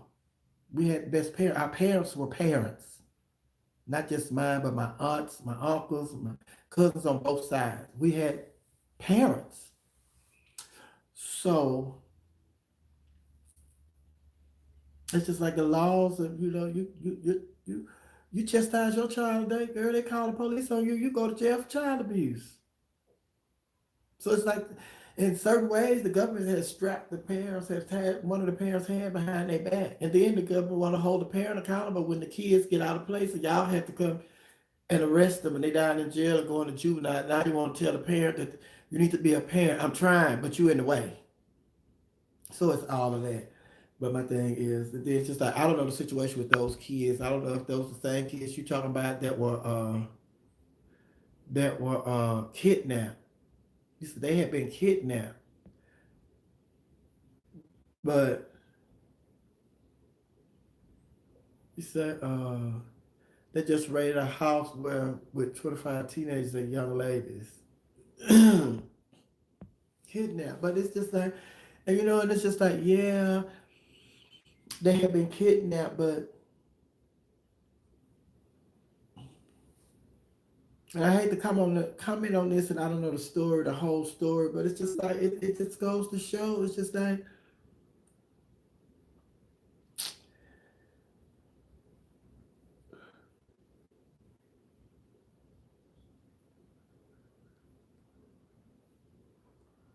I'll just hold my comments until I know the whole story. Because right now it's just like I said, these teenagers today, they feel entitled. They don't want to listen. Say, Mama, a piece of hair sticking up. Is it down?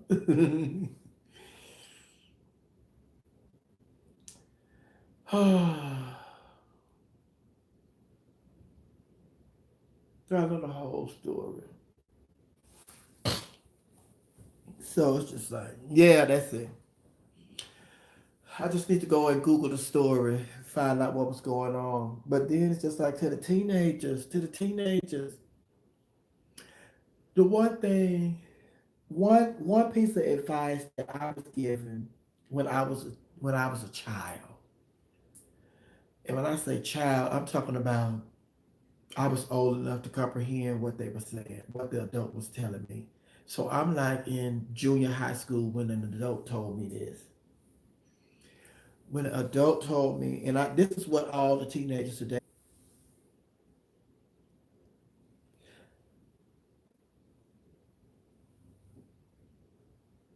slow down, stop trying to be an adult, be a child, and stay in a child's place. slow down, stop trying to be an adult, be a child, and stay in a child's place.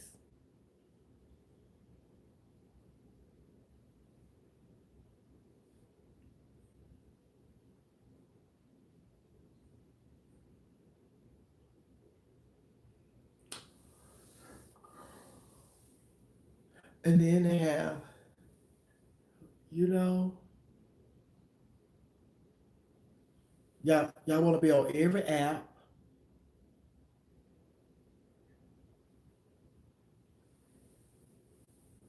And so then I think a few was ran away from foster care, and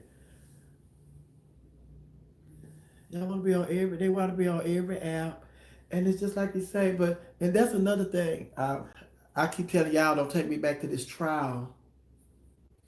Don't take me back to this trial, but it keep going. That was another thought. That was another thought that ran across my mind during the trial. Why is it that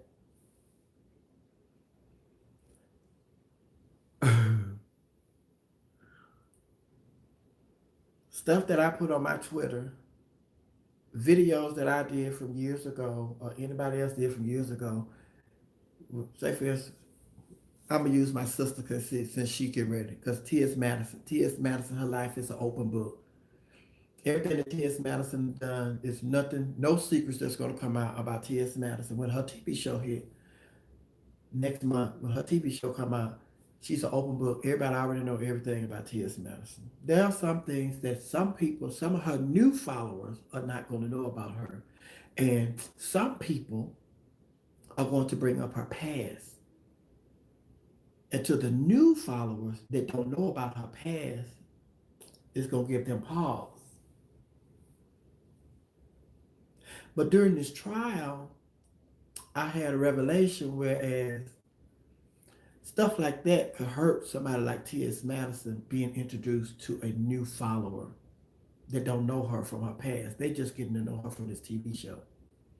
And although it's out there, it can still put a bad taste in somebody's mouth. Now they'll hold that against T.S. Madison. But when we find out stuff, a tweet or a video, these political people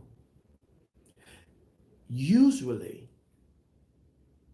they would have to resign or what have you. But the new presidents that is set now is, for example, with the one from Georgia, all this stuff that she put on, she retweeted, following this child behind, harassing this child, blah, blah, blah, blah. All of that.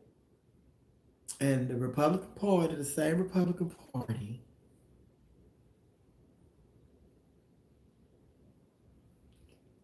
that somebody was on here saying about Lisa Murkowski.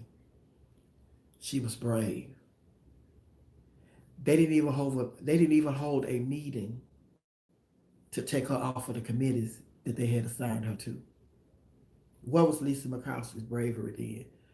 She and the rest of the senators should have got together and went to Kevin McCarthy and told him, listen, she needs to come up off of these committees, or we need to have a vote and take her off of these committees.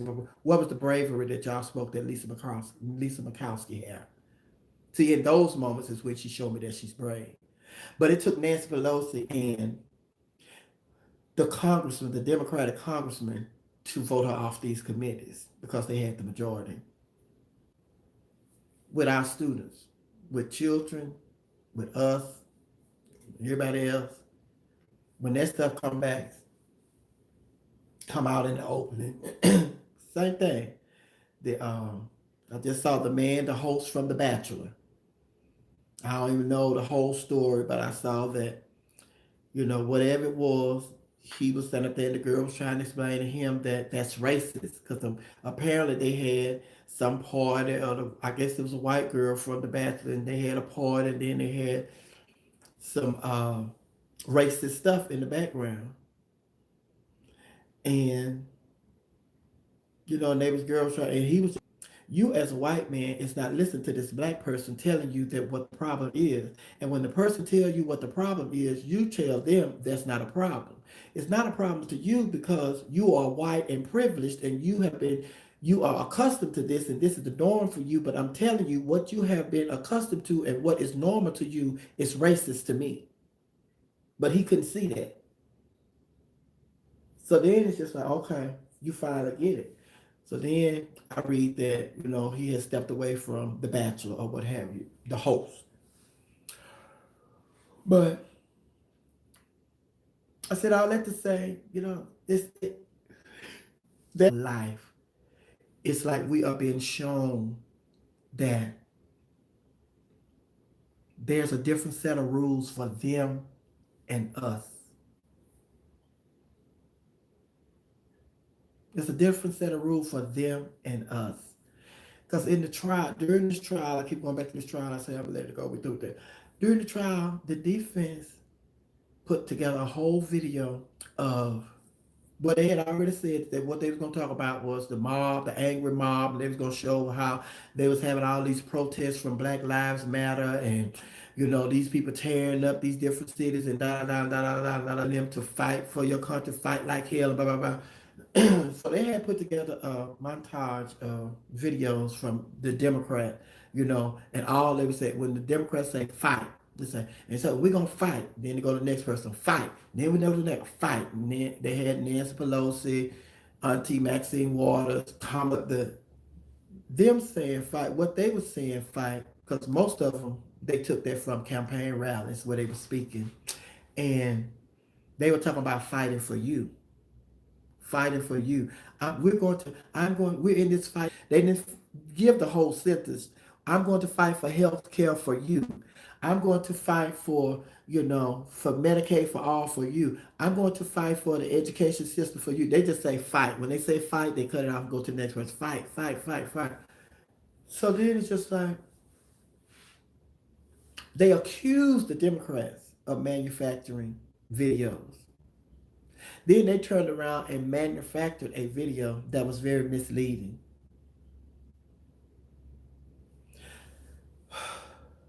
There are different set of rules for us and them.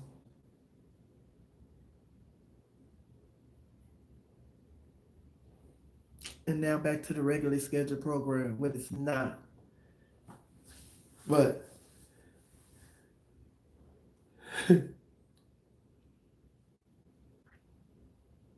slow down. Be a child. Stay in a child's place. Hallelujah.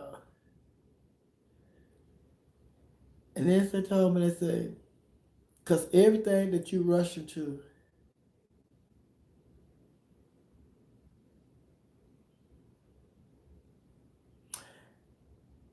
what was I saying? Oh, because old people was telling me everything that you rush, and then they say you rushing trying to be grown before your time.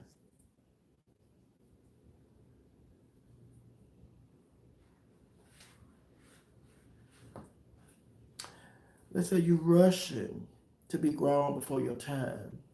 And then they say somebody said a law firm that. Let me tell you something. They didn't have the lawyer. The lawyers that I'm not talking about that case. I'm not talking about that case. I'm not. Stop drawing me into that. Trump wanted the lawyers to talk about the election being stolen. The first group of lawyers that he had, he wanted them to go in there and defend, talk about the election being stolen.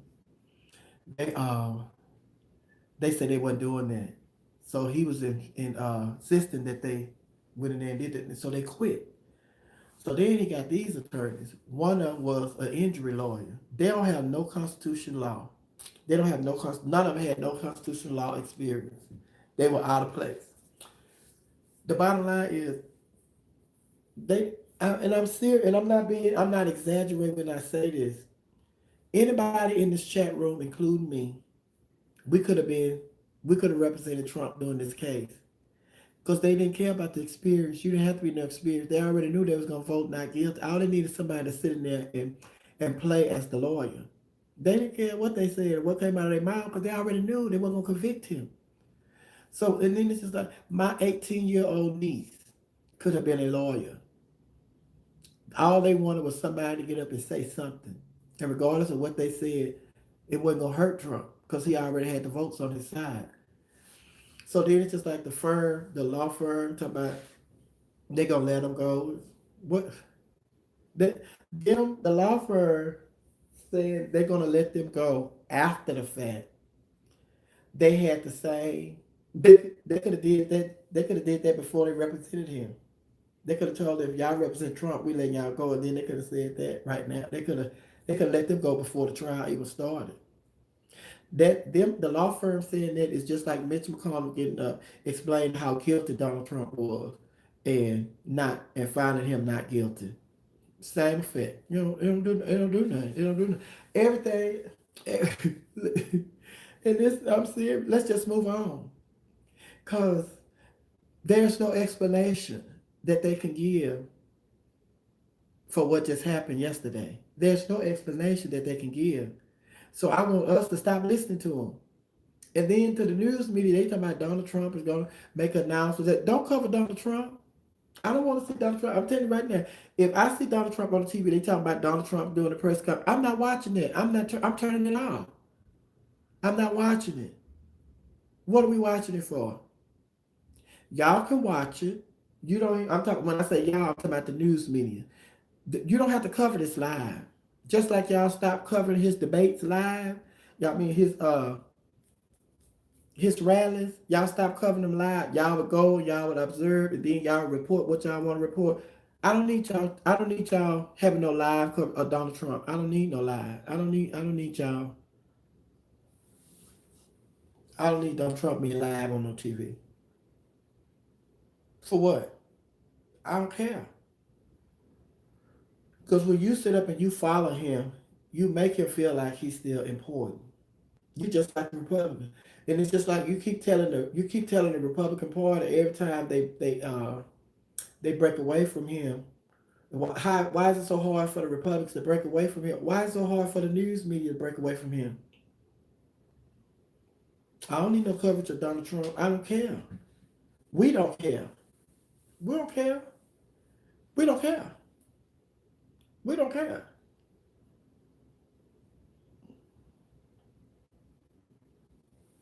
We don't care. We really don't. We care. Uh, Joe Biden is in office, and see then the and when people was telling you why y'all keep covering Donald Trump? He's the president of the United States, so we have to. Well, he's not the president of the United States no more. So why? What's your excuse now for covering him?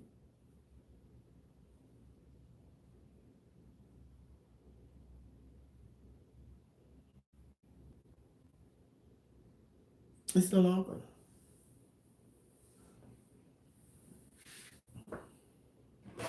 So we won't talk about Trump no more. But this is what I want to talk about.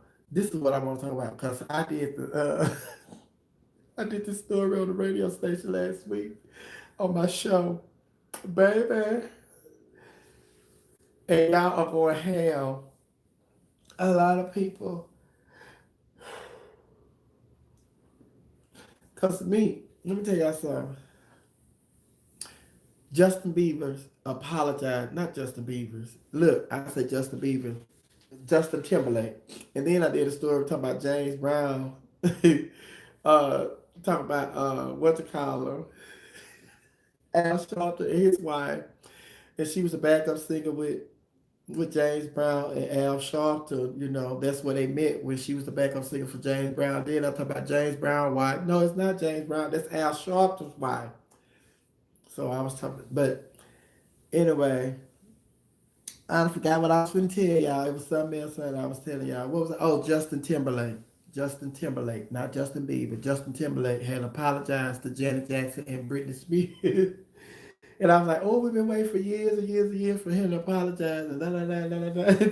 What you gonna say? Fuck Justin Timberlake. I said, what? I said, I thought we were waiting on an apology. No, it took that white girl doing the documentary and throwing him under the bus for him to come out and apologize to her. Then he want to throw Janet Jackson in there. And I was like, oh, okay. I ain't know. I didn't know. I didn't know. And see, look, y'all say, Justin Timberlake's apology was trash. So it's like I have ever since Super Bowl gate with him and Janet Jackson, where he left her out there by herself, and then his career went on as though nothing, he wasn't a part of it. He didn't speak up at the time that it happened. Then when he did say something, you know, he didn't take responsibility for the part that he played. Like they rehearsed that, and it was an accident that he snatched that off and revealed her nipple in the Super Bowl performance, halftime performance that they did together. And he just left her out there. And then it's just like, after I was after I was all excited about him apologizing finally, and then to hear y'all talk about Justin Timberlake and da da da. And then I thought about it again. It made me mad all over again. That made me mad all over again, honey. Like, yeah, the only reason he apologizing now is because there's Britney Spears, that documentary that came out. And I was like, oh, so now he wanna act like, and then it's just like y'all said. After you have after you have made a killing in your career after the Janet Jackson situation, now you want to come back and apologize. If you really want, if you really want Janet Jackson to know that you are sorry, then I need you to take half of your net worth and give it to Janet Jackson. If you're really sorry for what you did and the way you treated Janet Jackson, I need you to take half because you continue to make money.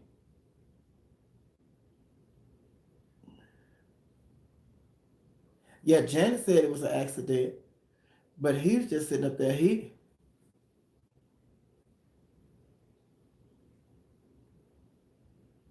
was asking him. He was just acting like it was her fault.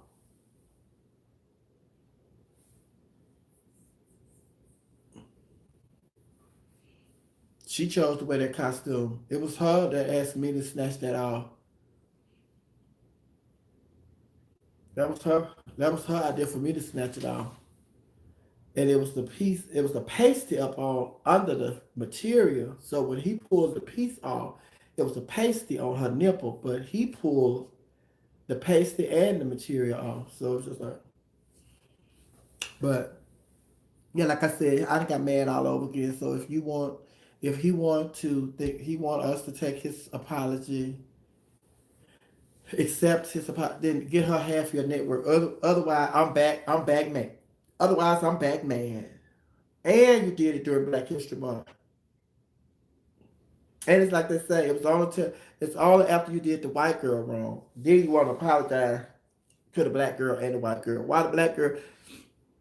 This documentary with Britney Spears just came out. So her apology came quick. But it's been years with the Janet Jackson situation. You ain't said nothing. I'm telling y'all, I'm mad all over again. I'm so mad. I'm so mad.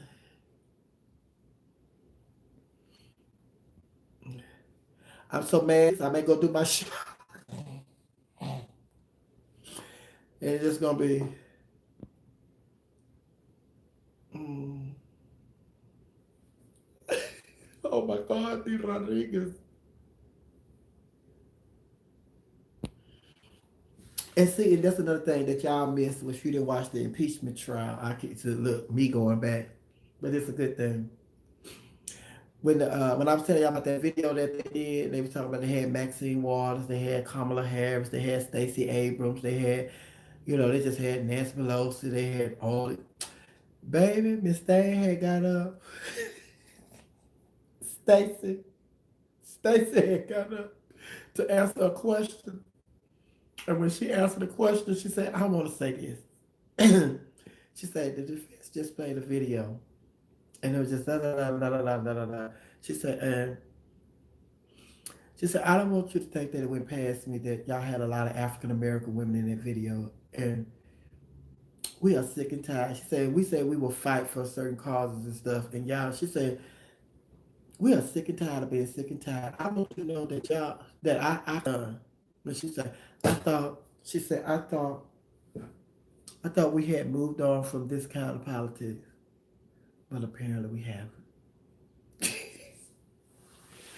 Talking about black women and women of color. Just ask, just like, y'all just manufacture that video and just, black women on there like me and women of color. I thought we had moved on from this type of politics, but apparently, but baby, I'm waiting on the meme to come out. Because they kept on talking about the speech he gave the day of the insurrection, honey. And she said, she had went up there one time and she was talking about, and we was talking about, it wasn't just, she said, when he campaigned in here, when he campaigned there, and when he campaigned this, and he said this, and when he campaigned in Ohio, when he campaigned in Detroit, when he campaigned in such, she said, and so then she said, so it's not just the one speech. She did her head, so it's not just the one speech. I said, oh baby, that's going to be a meme. And then because she looked over here, because it's not just the one speech. And she looked back. She's like, I don't know. I don't know. If nobody told you, you don't know what I've been through today. Matter of fact, you don't know what I've been through my whole life. So it's not going to be this today. Not. She a bad sister, though. She a bad sister. But y'all, back to what else we talking about? What else we talking about? Baby, let me get off of here, honey. I got hungry. I'm thirsty. I got me a little drink to drink. These, I like these. They say this good for you. Y'all be drinking these? Do y'all drink this?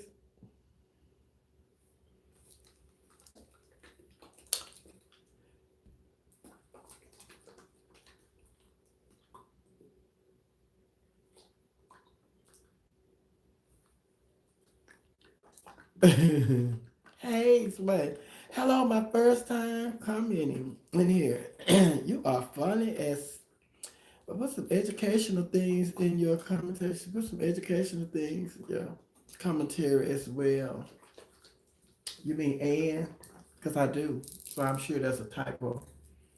Not, but I put some education. Yes, honey. It's my ministry. I teach.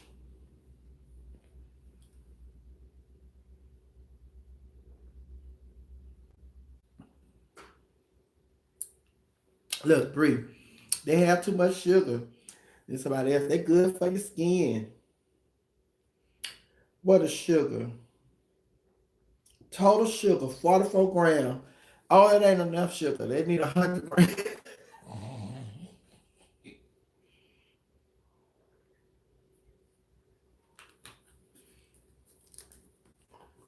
Baby, for hydration. Yes, I'm pretty sleepy, but can't sleep. Sorry. Okay. Yes, these are not because they need 100% sugar, not one, not one both. Oh, what my other 56 grams of sugar? How many servings? They say you divide the sugar by the servings. Oh, it's just one serving? Oh, child. Then they had a little, what's that little balls in there, honey?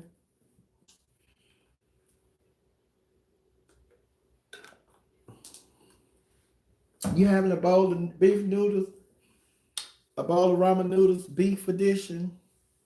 I had some yesterday. Too sweet for my taste. I can't look. I can't drink sodas. Can't drink moonshine. Y'all don't want me to drink nothing but water. And let me just tell y'all right now, I am not going to go to heaven full of water.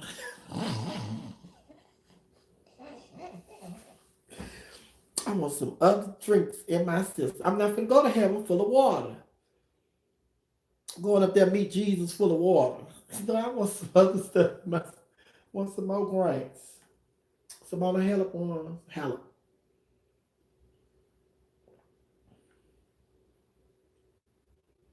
She had to come from behind. Serena won the first set, lost the second, had to come from behind. I mean, she had to win 3 sets. Mm. Oh, this child for the win. He was behind. Y'all see? Child, this Michelle. Michelle said a piece sticking up. Child, let me go get this Gorilla Glue so I can lay this down. Go get this Gorilla Glue so I can lay. Is it still sticking up, Michelle? I'm gonna go get that Gorilla Glue and lay it down. See, I know her. Making them jokes. Yes, child, they trying to send me to heaven full of water.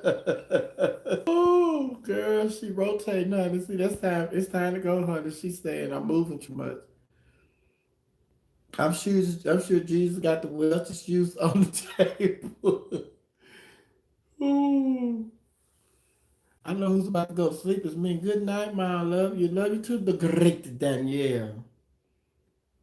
Mm, mm.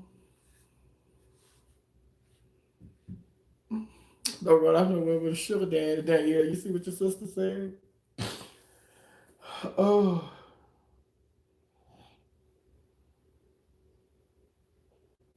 and we finna win, honey. 3 sets. You're the ace, honey. Get it over with. That's it. I love y'all. Happy Valentine's Day. What y'all doing for Valentine's Day? What y'all doing for Valentine's Day? Hmm. The president of the Laughing Hyenas, Jasmine Nicole Richardson, she already took care of Mama for Valentine's Day. The president of the Laughing Hyenas, Jasmine Nicole Richardson, she already took care of Mama for Valentine's Day. Mm.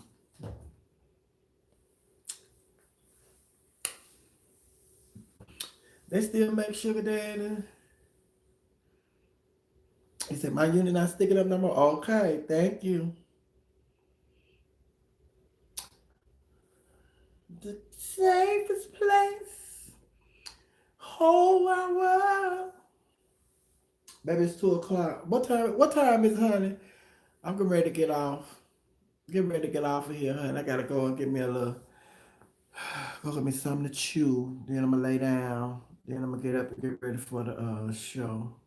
But we gonna try to do something, I guess. Yeah, honey. He wanted them child. You wanna break up for Valentine's Day? Mm. Yes, 'cause I like to chew. I like to chew.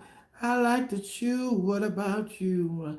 I like to chew. We might get snow in Louisiana, so I'm staying and keeping warm. What? It's 5:08 your time. Thank you, Bree. Mm. I'm going to the brunch and I'm gonna see who sent me some Valentine's Day love.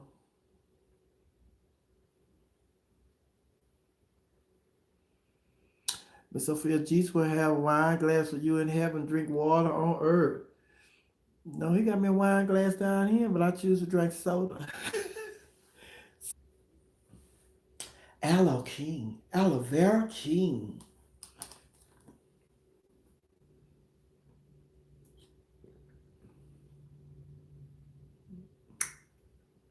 To have to squeeze the little.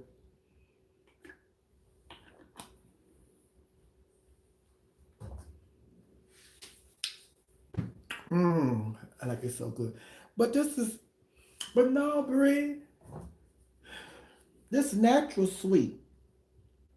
It's not added sugar. This natural sugar. Yes, this not added sugar.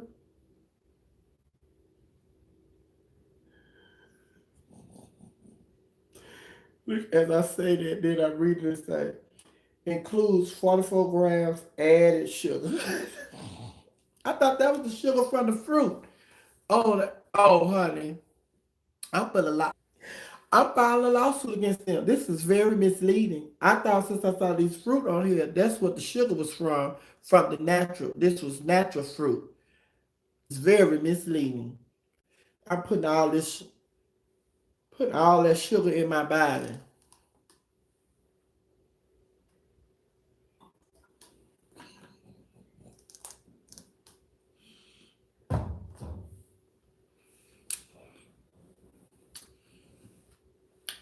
Right, Bree. If it's natural sugar, how they know how many grams it is? You right, child.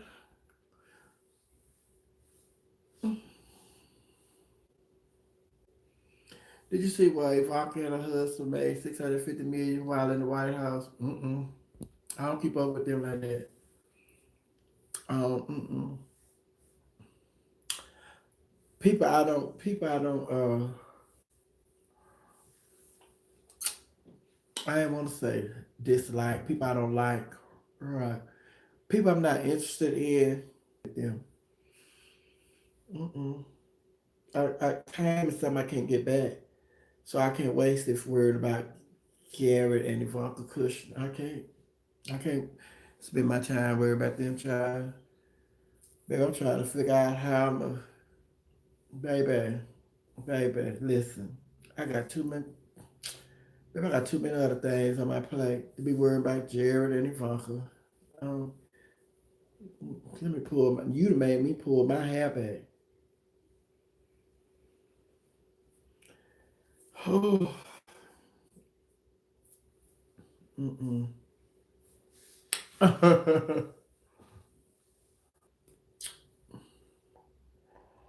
just be done with them. I want to be done with. Want to be done with all that. Nuts.com. Nuts.com. Nuts.com. Do you have your nuts? See, Bree, look. And then I showed y'all these two, but I ain't show y'all this one. See, this one I be trying to eat healthy, Bree. Look. Can y'all read that? This is cranberry maple crunch granola bark. Cranberry maple crunch granola bark. Let me see the sugar in here. Sugar 11 grams. Servings. If I can't see it, what is that? Approximately 12 servings. Saturated fat 3.5 grams. Cholesterol 0%. 0 gram. Sodium 40 grams. Sugar 11 grams. That's it. Yeah, we just can't enjoy nothing. We just can't enjoy nothing. Just can't enjoy nothing. But regardless, I would eat all of this before I eat a shit sandwich. Not gonna eat no shit sandwich, honey. Not interested. Oh, so what I have to do? I have to drink this like drink a fourth of it at a time. Don't drink the whole thing. How many ounces? 16.94 ounces. So 4.2 ounces at a time. 4.2 ounces at a time. But I done already killed this one, so I'm gonna.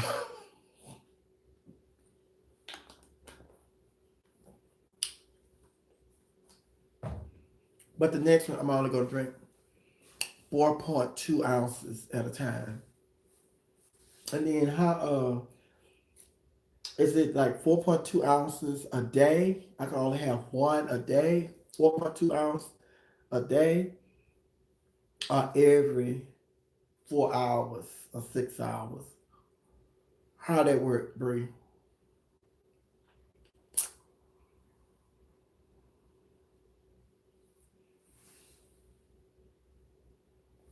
Oh, Simona had a. She has to play. Is her Serena meeting now? Her next opponent is Serena.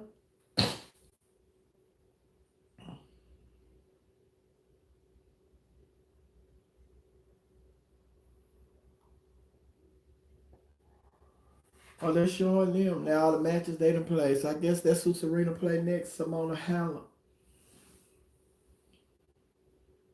Mhm.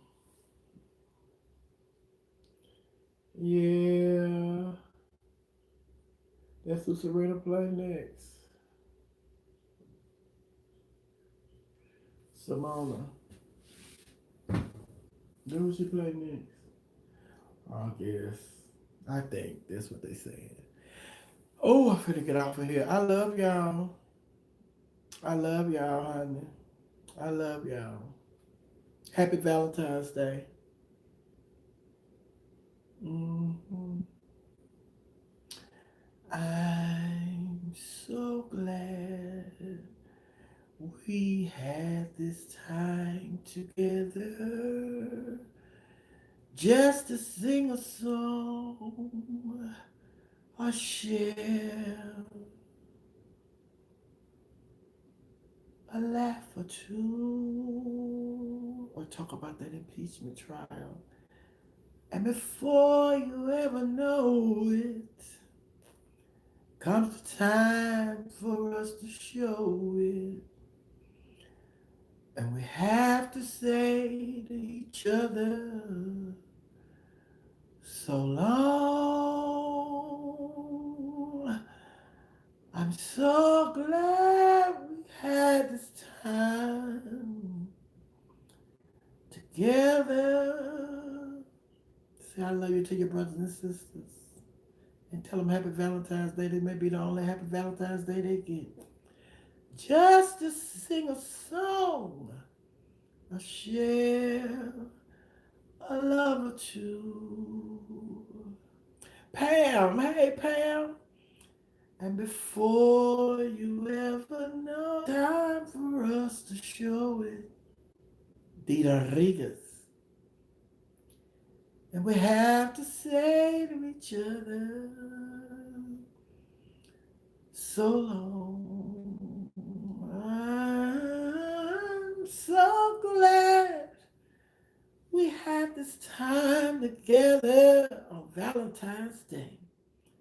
Just to sing a song, oh baby, and share a laugh or two. Pamela, you been asleep? And before you ever know it, comes a time for us to show it. Diva Michelle McIntosh. And we have to say to each other, Brianna, so long. I'm so glad we had this time together. To all the neighbors, just to sing a song. Oh, hey, hi. Oh, yeah.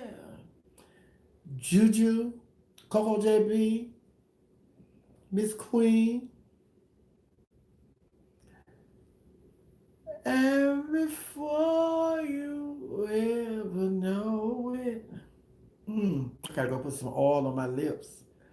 Comes the time, oh, for us to show it, and we have to say, mm, and we have to say, are you eating those noodles or have you eaten those noodles already? And we have to say to each other, One by one, we gotta say to each other, just like they did on the Waltons. Good night, John Boy. Good night, Marianne. And we have to say to each other, mm, so long. Yeah. Well, that's it. Y'all have anything else y'all want to say before we get out of here? Uh, so long, Pam. You gonna have a cup of coffee and a chocolate cupcake for breakfast? So long. All right. I'm so glad them noodles didn't stand a chance, and neither will this be. Oh, hey, Sweat. Ah, thank you for staying so long. You're so welcome. Pam said, check your cash app. Thank you, Pam. Out of sight, out of mind. I appreciate it. And we have to say, mm. Bye, Michelle Hollis. I love you too. Made my Valentine's Day, Miss Sophia and family. Oh, thank you, my Yaya Williams. Yes, honey. I knew y'all was gonna. I knew y'all would appreciate this. Remember the first thing we saw for Valentine's Day. I'm gonna give me something to chew, and then I'm gonna sit up here and I'm gonna watch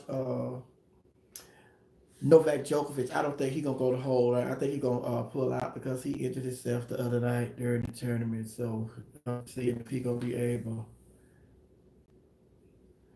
Yes, no, two I'm gone. I said one of our Supremes is gone to glory. No, two I'm gone. Oh, oh, thank you, Jesus. You're welcome, Diva Michelle McIntosh. I'm gonna go and watch Novak Djokovic until they watch me. Cause I don't think I'm gonna need nothing. I think I'm just going to kill this. But I'm filing a lawsuit against them. This is very misleading. I'm filing a lawsuit against them, but I'm gonna go on and kill this one right here. No, I have not seen Judas and the Black Messiah. And I just saw somebody that had posted said that it is a must see. So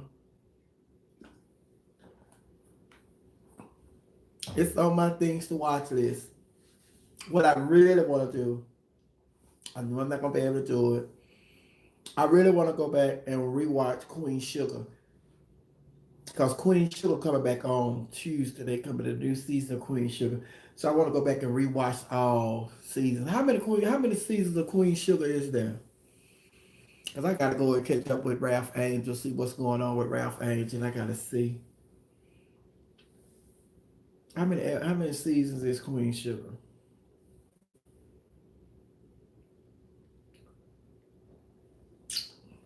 Right, somebody had post on there. I saw it on my timeline. 3 or 4. Like the first season, I watched the whole first season, but I just want to start over from the beginning.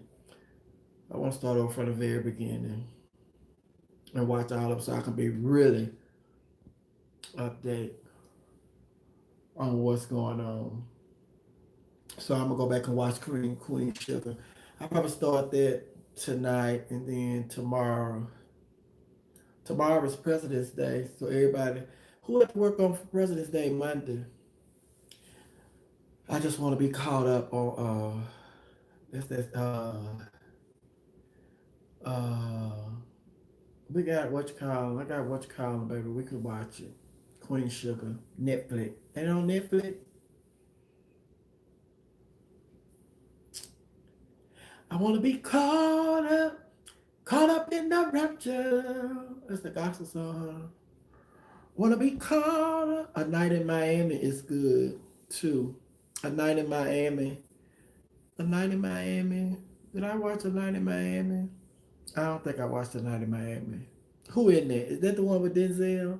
Who in A Night in Miami? Hey, Nene. I watched. I watched the one with I watched that. I watched the one with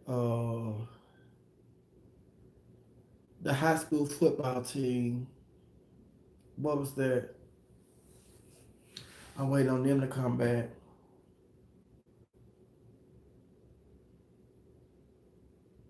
Um, I watched the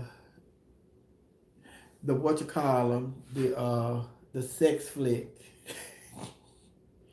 What was that? The one with the boy having the girl all over the place. The Duke.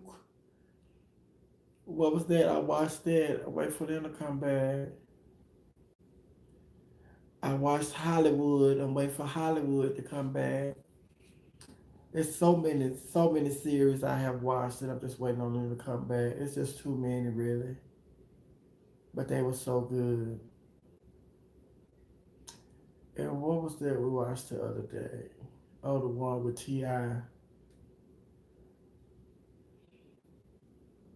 Mm-hmm.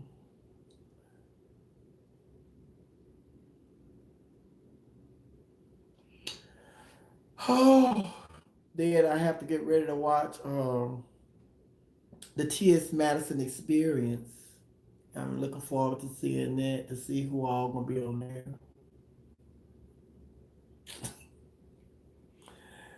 Oh, the T.S. Madison Experience.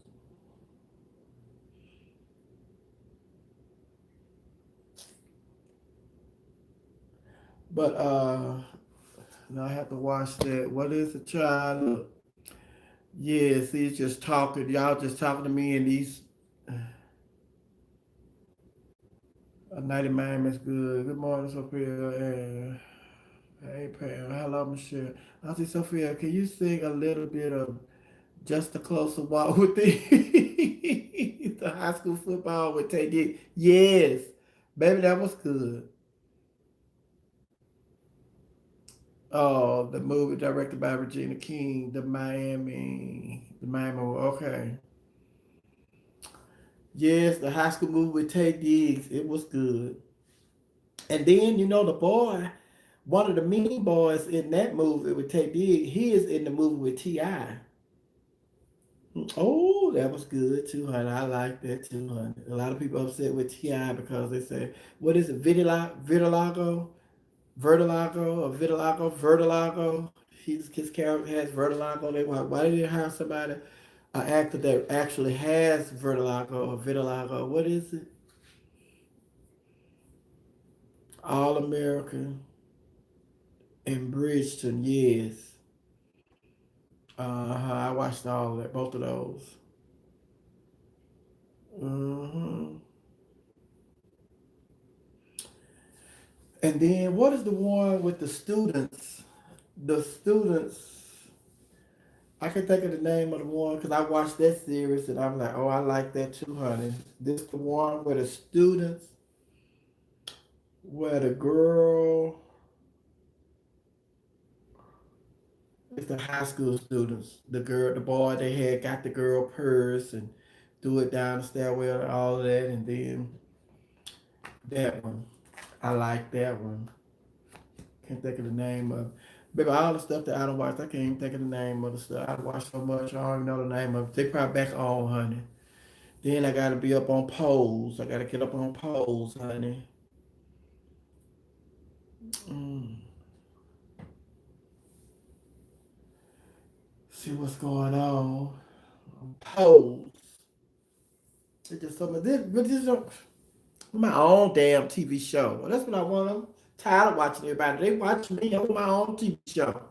I want my own variety show like the Curb Net show. I want my stuff. The Equalizer with Queen Latifah. I heard it was all right. No, Pole's not out already. But yes, child. P Valley, right? I gotta see P Valley. I'm gonna miss some P Valley. I got it to P Valley. Who else? Y'all name the shows. I tell y'all if I'm with y'all. I need to go in here and just, but gotta write a list of my show. Baby, I'm finna come out of this unit. I know that. Cause she wearing me out.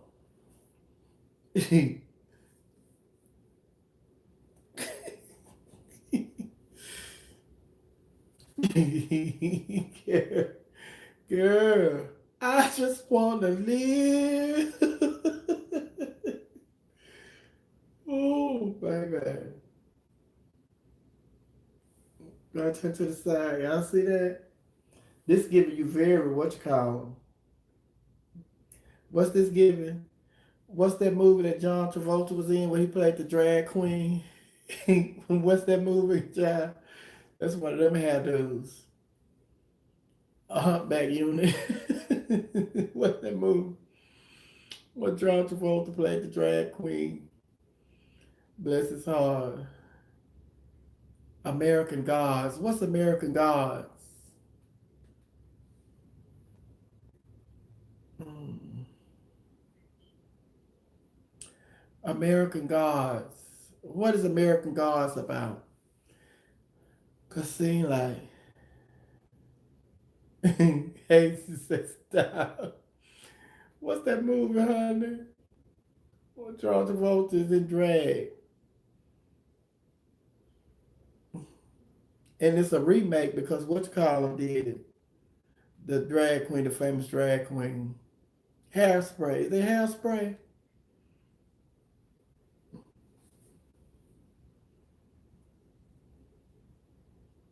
Mm,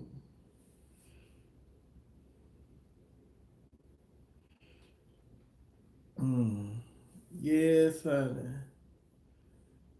Uh, American Gods. What is that about? Seem like I watched it or I want to watch it. Your Honor on Showtime is the best show out right now. Your Honor.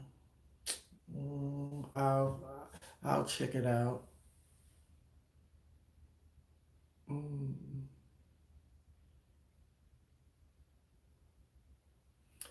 Bridgeton. What is it? Bridgeton. The that's that porn movie. Bridgeton.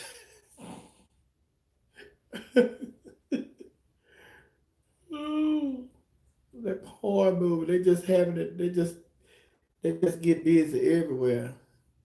I think they had sex everywhere but in the grocery store.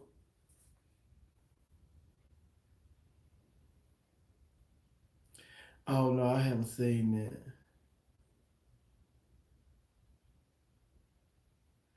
Okay, Nene, me too. That's what I'm waiting on. A Miss Sophia movie or TV show.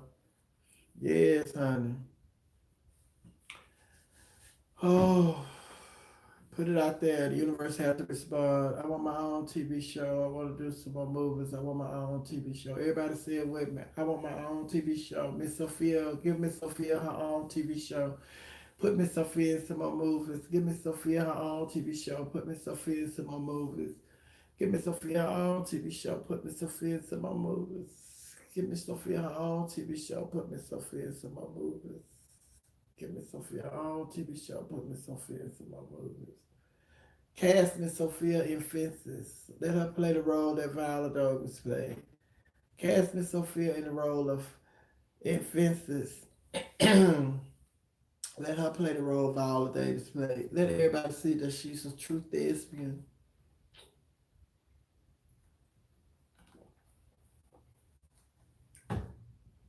Cast Miss Sophia in One Monkey Don't Stop No Show. Let her play the role of Moselle. Her own reality show. She is ready for the big screen now. She's tired of this little, little telephone screen. She ready for the big screen. Put her on a 94-inch TV screen in a sitcom. Young Ray Miho got sing Young Ray Miho. Y'all be see Young Ray Miho. Young Ray Miho. Young Ray Miho. Tell us about Film and Matter Show. Tell us about Film and Matter Show. Film and Matter Show. They had cameras and stuff. I was over at the house and they filmed the show. I just told you about us filming man.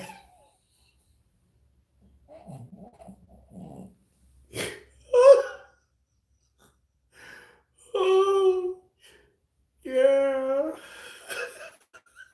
She played too much. Oh, oh. I'm ready for my close up, Mr. Demille. I want to have a car. Can I speak to all the people? I want to speak to all the people out there in the dark. Can I have a few words, Mr. Demille?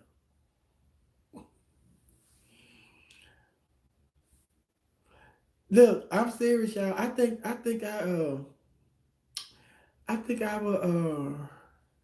think we had this conversation already. It seems like I done had a dream about this. And y'all was telling me you gonna get your own show. And then I'm gonna have my own show. I said, y'all remember when we was sitting down and talking hyena? And we was talking about me getting my own TV show and stuff. I think I done dreamt this. I dreamt this. This is one of my dreams. This my dream has become a reality. And then I was telling y'all remember we was sitting down talking about that night? Now look, got my TV show. Oh, it happened.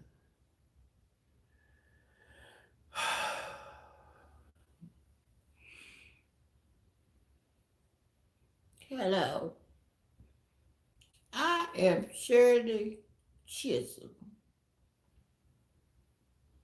and I just want to say. No, I'm playing, but baby, Shirley, Shirley Chisholm was a boss lady back in the day. Y'all need to go and look at old clips of Shirley Chisholm. Baby, Shirley,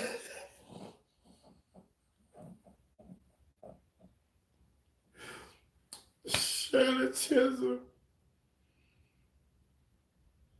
Shirley Chisholm was a boss lady back in the day. She was so funny. She was intelligent, but she was funny too. She did, baby. Y'all need to. What they waiting on to come out with Shirley Chisholm? That Shirley Chisholm need to be made into a movie. Now, come on now. Uh, because I had went, because I had went and I was watching old clips and videos of like Shirley Chisholm and uh, what's her name?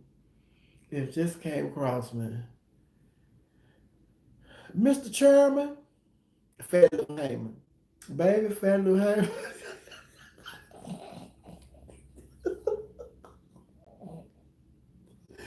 Oh my God. A mess for the Fannie Lou Hamer, baby. Now, she was a slave. And so they had went, uh, Diva McIntyre said, I would be independent and not food, not deal with Hollywood. Yeah. If I was a multimillionaire, that could happen. But when you sitting over here, it costs. It costs. I ain't got the equipment and all that I need. I'm independent on here. Honey, this is good as it get independent. To get in Hollywood, honey, it costs, honey. But baby, what's her name? Fannie Lou Hamer. Baby, she went because she had went with like I think it was the Freedom March or something that she was with them, and they went to register to vote. So when she got back to the plantation, her children ran and met her, and the children told her that Master was mad at her, and she was like, okay. Then her husband came up, and her husband told her that Master was mad at her, and she was like, okay. So then Master came and he told her, he said, did they tell you what I said? She said, yeah. She said, now, you may have to leave. He said, you may have to leave, but you're gonna have to go down there and change your mind by registering to vote. He said, even if you go down there and, tell them that you don't want to register to vote and stuff, you still may have to leave because we don't deal with this kind of stuff down in Mississippi. She had told the master, she told Master, well, I went down there to vote to register for me. I ain't go to register for you. She said, and I told him, well, I went down there to register for me. I ain't go to register you. I said, oh. And baby, although, she told what happened, it wasn't funny. But when she told him that, this is like, stood flat footed in his face and told him, baby, listen, I went down there to register for me. I ain't gonna register for you. I ain't gonna register you or for you.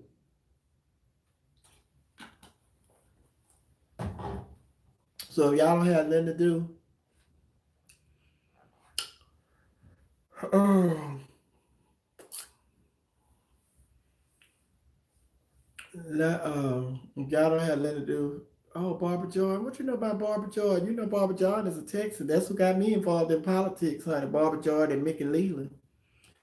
I was keeping up with them. Me and Mickey Leland, he died in that plane crash. I'll never forget it, honey. Mickey Leland died in that plane crash. I think it was kind of like Kobe Bryant. He was flying around in fog. It was real foggy when his plane went down. Mickey Leland, baby.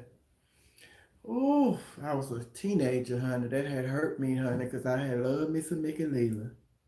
Mickey Leland and Barbara Jordan, they was like brothers and sisters in politics in Texas. We loved us some Mickey Leland and Barbara Jordan. And Barbara Jordan, she was on the debate team that I was on. Barbara Jordan was on the debate team at Texas Southern University. She was under the leadership of Dr. T.F. Freeman. Dr. T.F. Freeman, he passed last year.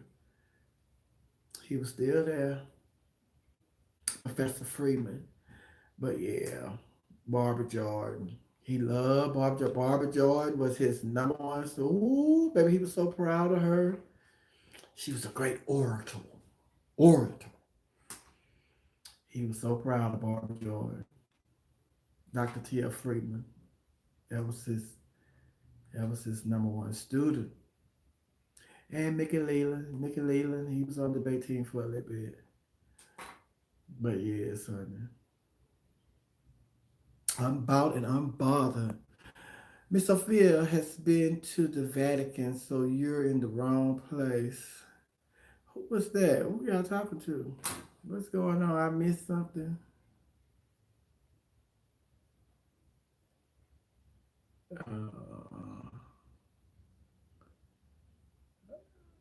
do I donate? I don't like the Vatican people. Yes, I went to the Vatican. I was there during Easter Sunday, as a matter of fact. We were there for Easter Sunday service. My God, what a blessing, what an experience. I yeah, that was one of the things. It's several things that's one of the things that it's kind of it's kind of hard to put in words the emotions and everything that I felt being at the Vatican Easter Sunday and for sunrise service. And it's just like I'm a backwood Baptist, and there are some people who are devout Catholics that have not had that. And me and Tommy Ross, Lauren, uh, my daughter who made it all happen, and we were just there like we was like this is the first time. See, this is see, I told y'all bye, and I'm still on here. That's this is just how God is. This is like when I was let go from V103 the first time, and they were already out of the country. I forgot where they were, and my granddaughter she called me and she's like, Grandma. She said, you want to come and meet us? She said, what you doing? She said, come and meet us. Pack your bag, come and meet us. And I had I had to pack and get to the airport within I think I had like 12 hours because she said, "You want to come meet us?" And so they were out of the country, so I was going to meet them. I forgot where I went to meet them, and I said, "Yeah." She said, "Well, I'm gonna make your." I'm gonna. She said, "I'm finna book your ticket. I'm finna book your flight and everything." She said, "Go on and pack, and I'm gonna call you back with the information." And she did. She called me back, gave me the information, flew me to was it Italy or something? I think no, I flew in somewhere else.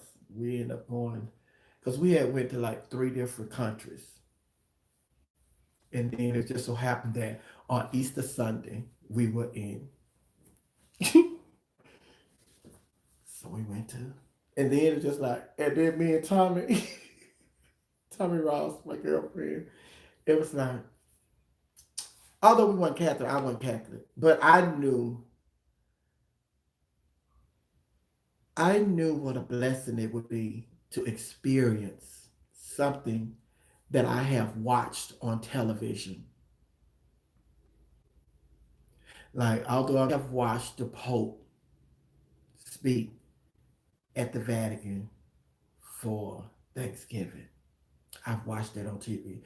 I have watched the Pope, I have watched them memorialize a Pope, a couple of popes. I've watched the funeral service, just like I watched this impeachment and stuff.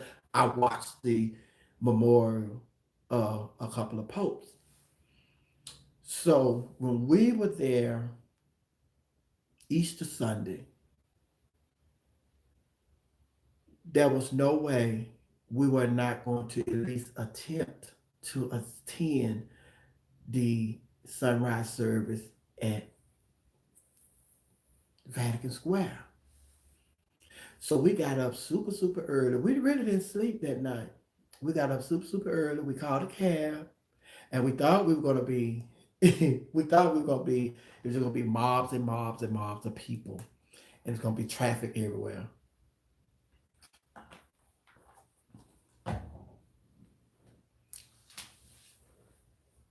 Oh, we got there. The cab driver drove us right up.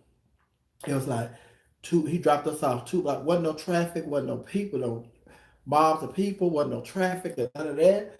Cab driver drove us up, dropped us off because down to the square they had blocked it off so you could only go so far. So I think the cab driver dropped us off like 2 or 3 blocks from the square. So we had to it was just a straight shot. When he dropped us off at the light on the corner, we just had to walk down like 2 or 3 blocks. I think it was two. He said, "That's it right here." And we were like, "What?" And it was just a few people. We walked down there, one another. So we were just there, we were just there. And then it's just like Easter service. They don't call it sunrise service, they call it Easter service at the Vatican. So we were just there. And it was just like, you know how when you go somewhere, you go to church or you go to a club or you go to the mall and it's just first opening, it's just nobody there really but the employees and you just there with the employees just waiting on you. That's how it was. And so then when we went, it was it was just like wasn't nobody there. So we was like, we're coming. We done rushed out here all early and stuff, trying to beat the traffic, trying to beat the crowd, and girl just like, girl, ain't nobody coming, honey. Ain't nobody coming. And before you know it was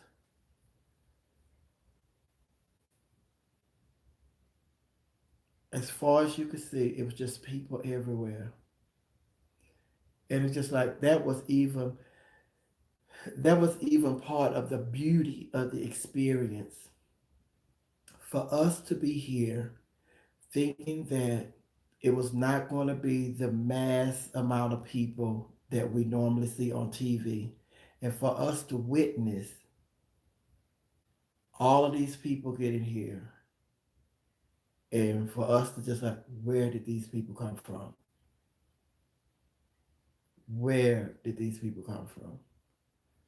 And then we were right there, where we were right in the front, where they had like the divide. It was just like a street, like say for instance, wasn't even.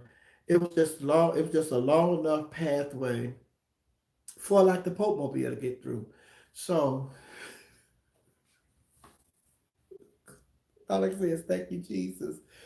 We were just standing here, and we had, well, I don't know about Tommy, but I know I did not think that this is where the Pope was going to come through here with the Pope mobile.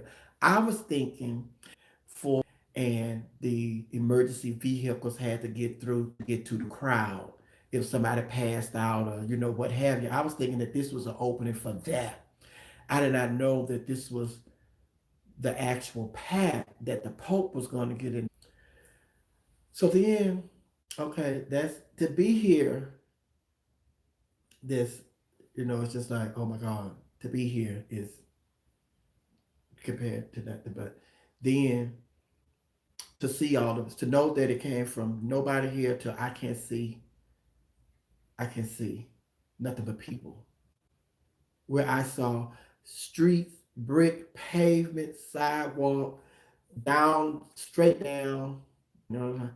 I can't see none of that no more. All I see is people in the top of the buildings. Then the square is beautiful. It's beautiful. They got a fountain in the middle of it. Then they got all these statues on the building, and all these statues all the way around. It's just beautiful. Because you know how the Catholic people are, the Catholic Church. It's just like it's just like you see the Catholic Church is decorated so beautifully, architect and all that. The architectural work is so amazing. It's just like a Catholic church with no walls outside. That's how it is.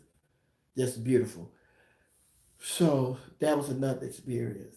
That was another plus with this experience to see it go from nobody to all these people. Then for the Pope Mobile to come by, for us to be the first, we are right here on the front. Just like if you're in a parade route, we are the first, we on the first line of people that this Pope Mobile is getting ready to come by. We right here on the front.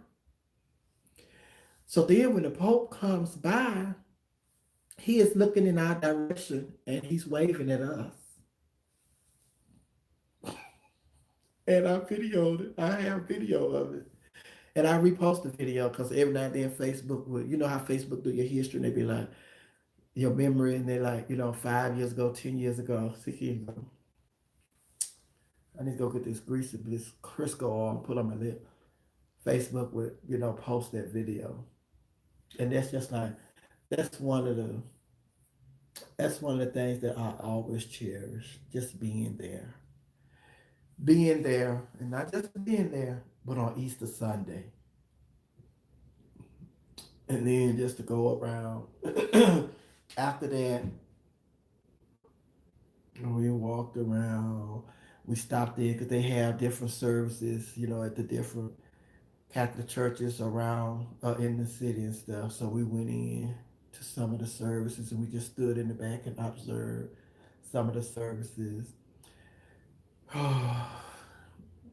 was that. And then from there, we went to Buckingham Palace. I told you we went to like 3 different countries. Then we went to Buckingham Palace and we stayed, and oh my God, it was just just a blessing. That's what it was. It was just a blessing, you know. And what was it? I don't know. Our hotels, the hotels she had us staying in, they were not They were not 5-star hotels. They were 10-star hotels. They were 10-star hotels. Uh, uh,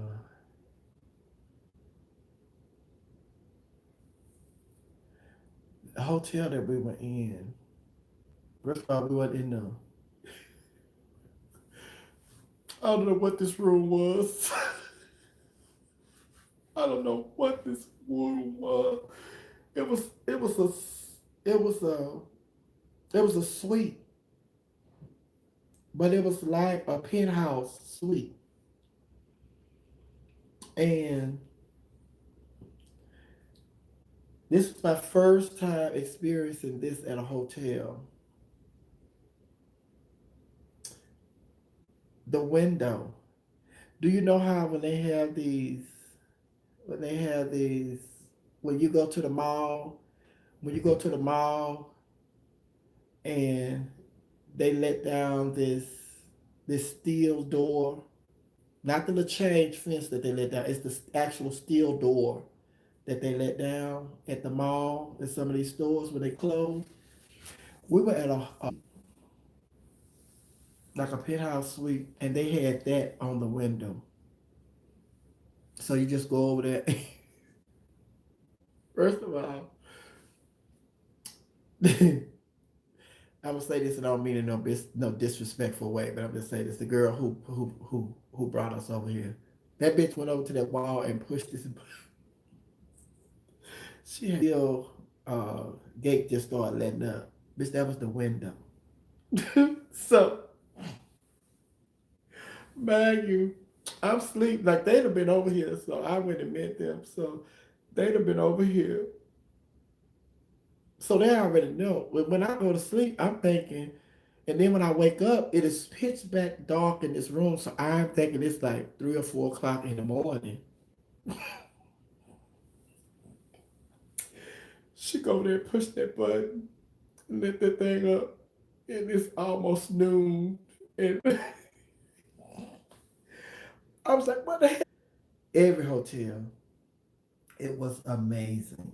It was amazing. Well, I take that back. I have, but no, no, it was on a different level. It was on. I've never experienced nothing like that at a hotel like that. Cause I have pictures. I have pictures of the hotels and stuff. The But then I say I take it back because when I was with V, because one of the things that we did when I was at V103, we would take international trips with our listeners every year. We go on an international trip, and then it's just like, oh my god, I don't. It was ridiculous. It was ridiculous how. And I think we talked about this already. The rooms that we were, mind you, when I went to, like, we went to South Africa. When we went to South Africa, I had, like, we went to three different places in South Africa, and our last stop was uh, Johannesburg. Each time I had I had like switched to myself because I didn't stay in my room and they could get a discount on their flight and stuff. But back then, my mindset was, my mindset was, first of all, uh, I wasn't dating nobody then. I wasn't in a relationship. And everybody that I knew, we were going for like, we were going for like 14 days, 13, 14 days. I ain't know nobody that can take off work for the 14 days. All my friends I know they're gonna take a week vacation. They gotta come back. So it's just like, so for that's part of the reason why I didn't have nobody with me. But then the only time that I had somebody to go with me to take advantage of, you know, the free hotel room, because they didn't have to pay for no hotel because mine, they just stayed in my room. And I didn't have a room. We always, like me, Wanda, Frank, we didn't have rooms. We had suites. And Wanda was in the room by herself. She had her stuff by herself. But sometimes I think, did she take her mama or her sister, somebody with her? But I know I was by myself all the time. The only time that I had somebody to come with me was a friend of mine, just friend. No, nothing intimate and nothing like that. We were just friends. This guy named Mario. He went to Dubai. He went to Dubai with us. And then even in Dubai,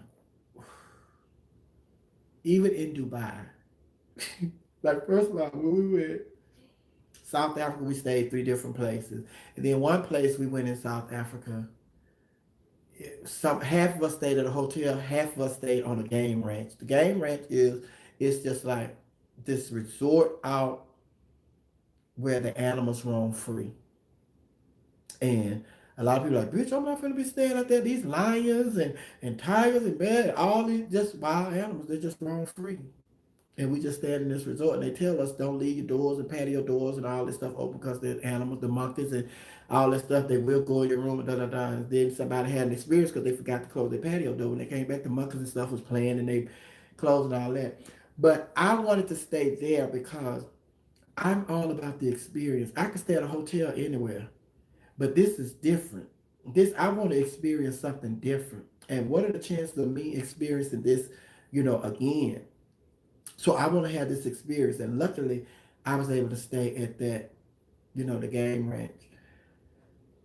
Wonderful experience, wonderful experience, wonderful experience. Then I tell you about, I forgot where we were with the South. We went to somewhere, I think it was Miami Riviera. We went to Miami Riviera in Mexico.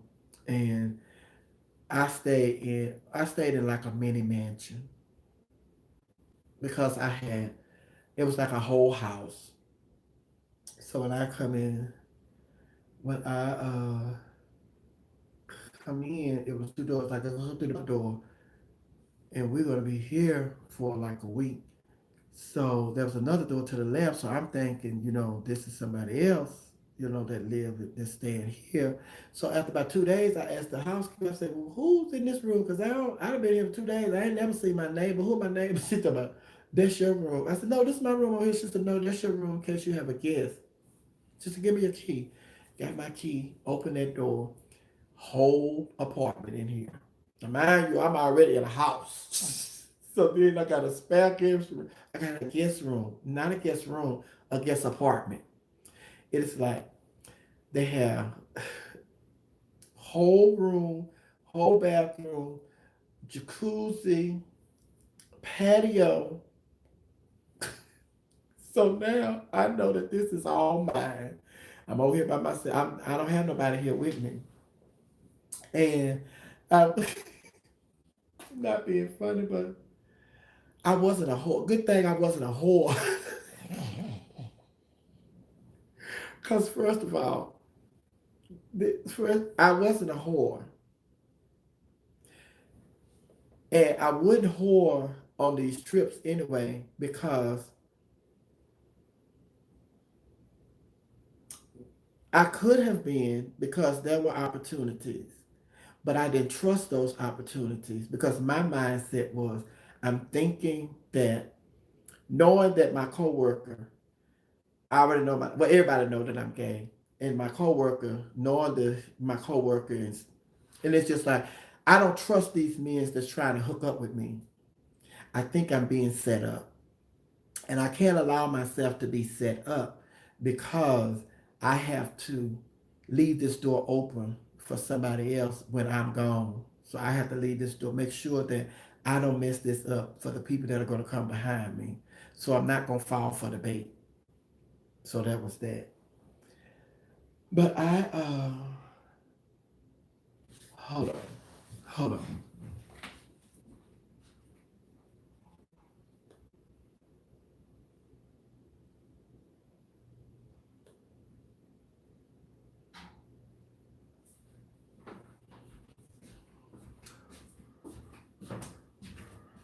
Oh,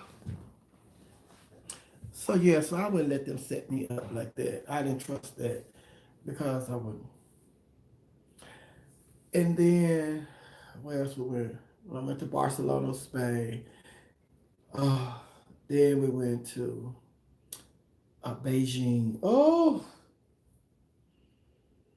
went to Beijing. Oh, but and like yeah. So that's why because I had such a wonderful experience, and I don't want. That's why I want to go to South Africa for my birthday, and I want y'all to go. I'm going to take y'all to South Africa for my birthday. And because I know that some people have never been out of the country. It was shocked to me when I moved to Atlanta when I found out some people have not. Like we have all these different, like Jonesboro and all these different counties in Atlanta. Some people have been here. Atlanta, downtown Atlanta. Some people have not been to downtown Atlanta. And then the people that came to downtown Atlanta, they only came here for an Atlanta Braves baseball game at the stadium and they went back home. They don't come, they never been to Atlanta. So it's just like Beijing. I told y'all about it already. Beijing. Beijing was the first communist country that we visited. And we were all on a group visa. We had a group visa. And I told y'all, but I'm just, Beijing was eye opening for me because, like I said, it was the first communist country that I had visited. Beijing.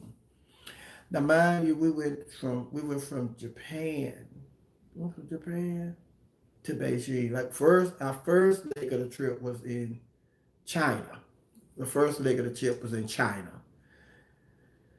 And then we left China. Like we was in China for like 4 or 5 days. Then we left and went to Beijing for the last part of the trip.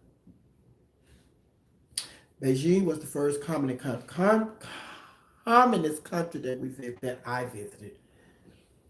And like we get on an airplane, we go to the city, we get off, go to the baggage claim, get your luggage, and da da da. Mm, So internationally, like I've been flying around the United States, go do a little drag show here and there, and go fly to the airport. Go to the airport, check your bag in, get to the place. You go get your bag, go on about your business. Blah, blah, blah. Internationally, you got to go through customs and all that because we done went through, customs in South Africa. We went through customs in uh, Dubai. We went through custom in Spain. We went through customs in, so we go to customs. So same routine. So routine. But no, Beijing is communist country. So we we get to Beijing and when you get off the plane, now mind you, the routine has never changed. Because I've been flying all this time and the routine has never changed. I know I'm gonna have to go to customs. We're going to Beijing, it's a communist country. I'm gonna have to go to customs and go on the baggage claim, get my bag and da da da. So it's just regular. I've been doing this for years. I've been flying around the world for years. So I know the routine. So I get off the plane, go down the corridor, and as soon as you get, like you get off the plane, you get in the airport, you're like, and you're like, where's baggage claim? Where's baggage claim? When I stepped in the airport, like you get off the plane, you know how you go down there corridor and you get off, you going to the line to the getting to the airport. As soon as I walk through that door, as soon as I walk through that door, knowing I'm going to a communist country, okay, it's communist. As soon as I walk through that door, I'm like, where the hell are we? What is going on? What is this?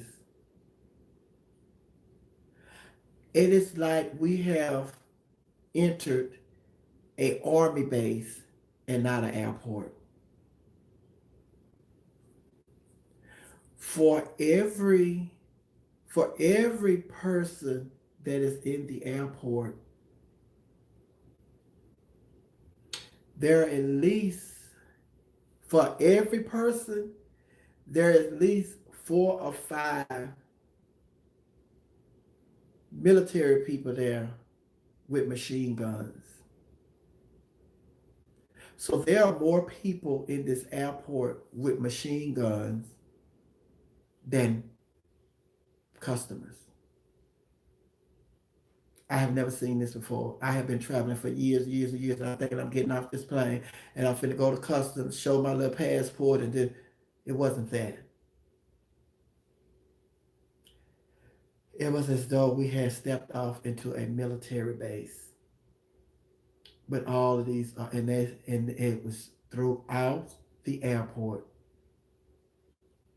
throughout with shotguns, machine guns, automatic weapons, than people, customers in the airport, and they wasn't smiling.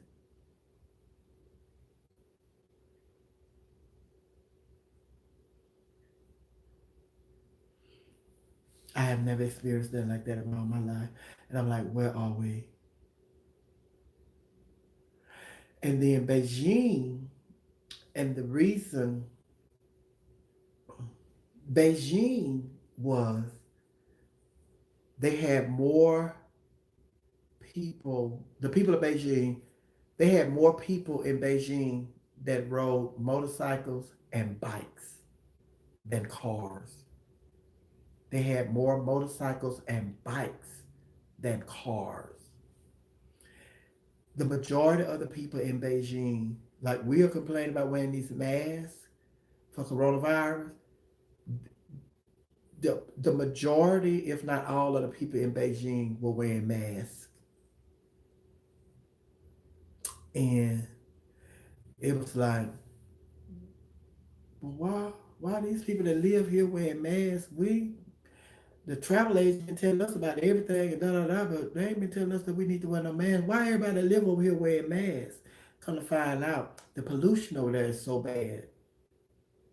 And that's one of the things that when these masks, when we started wearing these masks, and I was like, well, China, and then they talk about that coronavirus started in China, and I'm like, well, they probably already knew that. That's why they was over there wearing masks. And they say, no, they were wearing masks because the pollution is so bad. I said, well, if the pollution is bad for them, don't you think our travel agent should have told us the pollution is bad? Y'all need to bring some masks. Y'all need to wear masks. So like that was another story. Then it was a fun experience.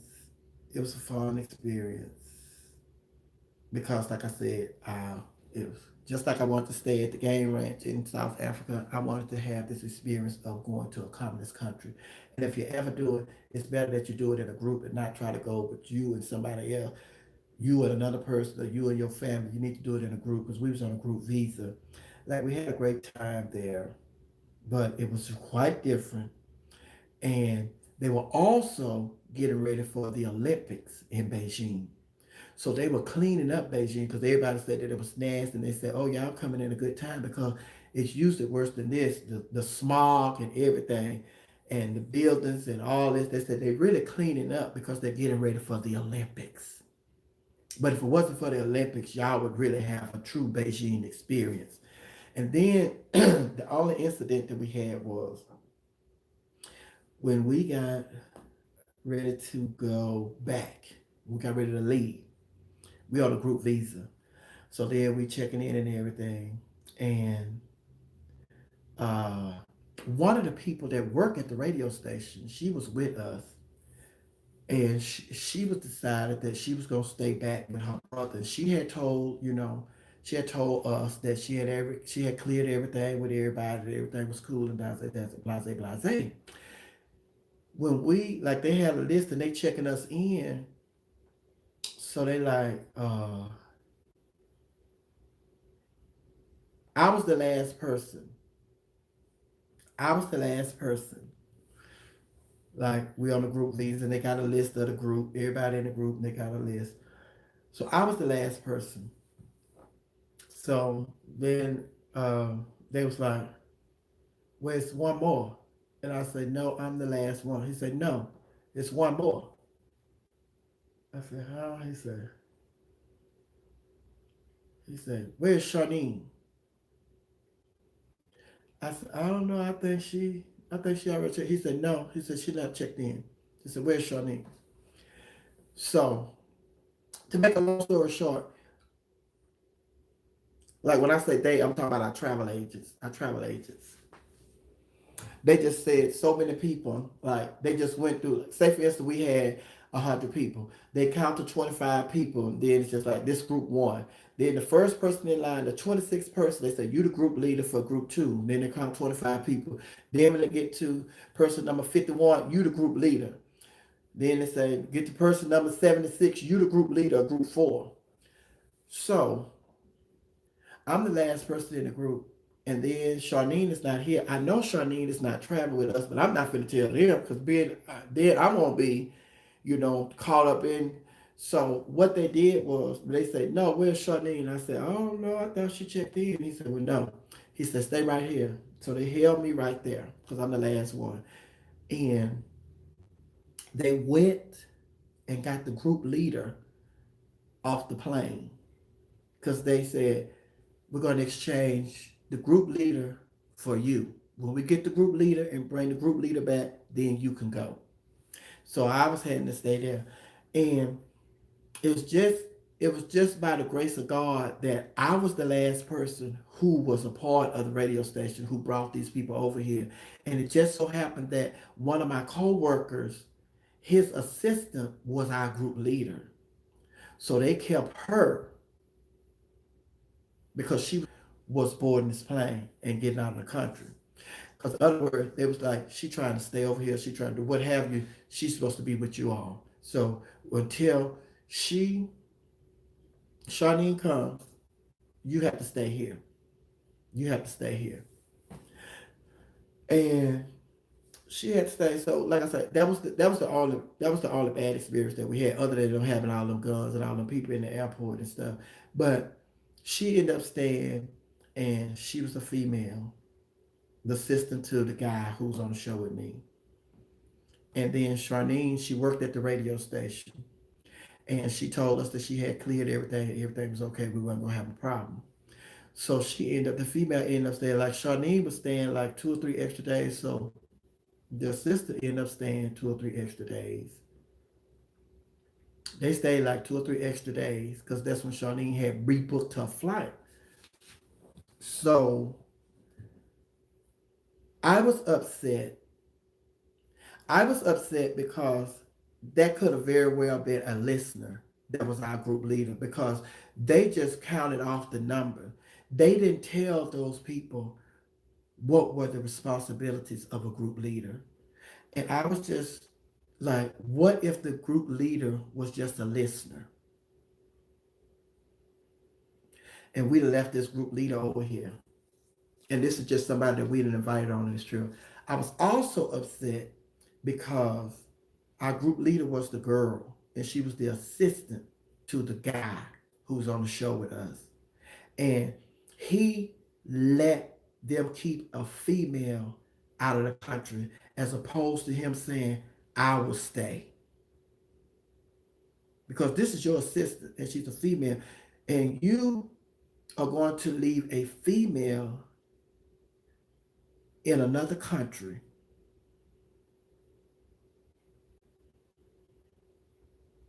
not knowing what's going to be the outcome.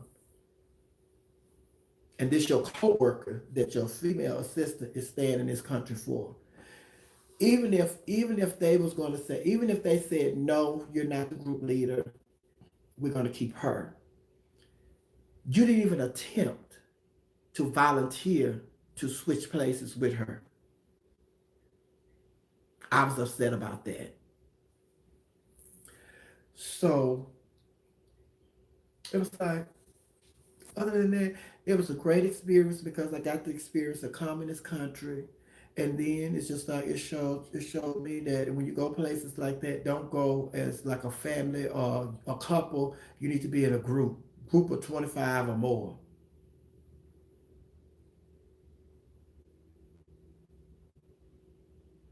Wait, did she stay long because of her sister? No, it wasn't her sister.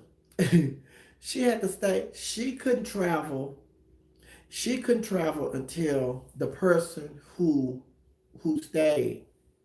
They had to travel together. So she had, and then that person had already made her right, changed her flight and everything to travel like 3 days later, she was staying like 3 days. I think it was 3 days later. She was staying, so she had to wait until they had to travel together. But it was just the whole thing. First of all, I was upset with the person who worked at the radio station that decided to stay, and then she told us that everything was everything was taken care of because they was asking her questions. Like, so she ended up getting in trouble with the radio station too. When she got back, she got in trouble with the radio station because, like I said, you done put a couple people like this. You well, that was the situation. Y'all already know. So it's just it wasn't a good look. It wasn't a good look, and I told him that.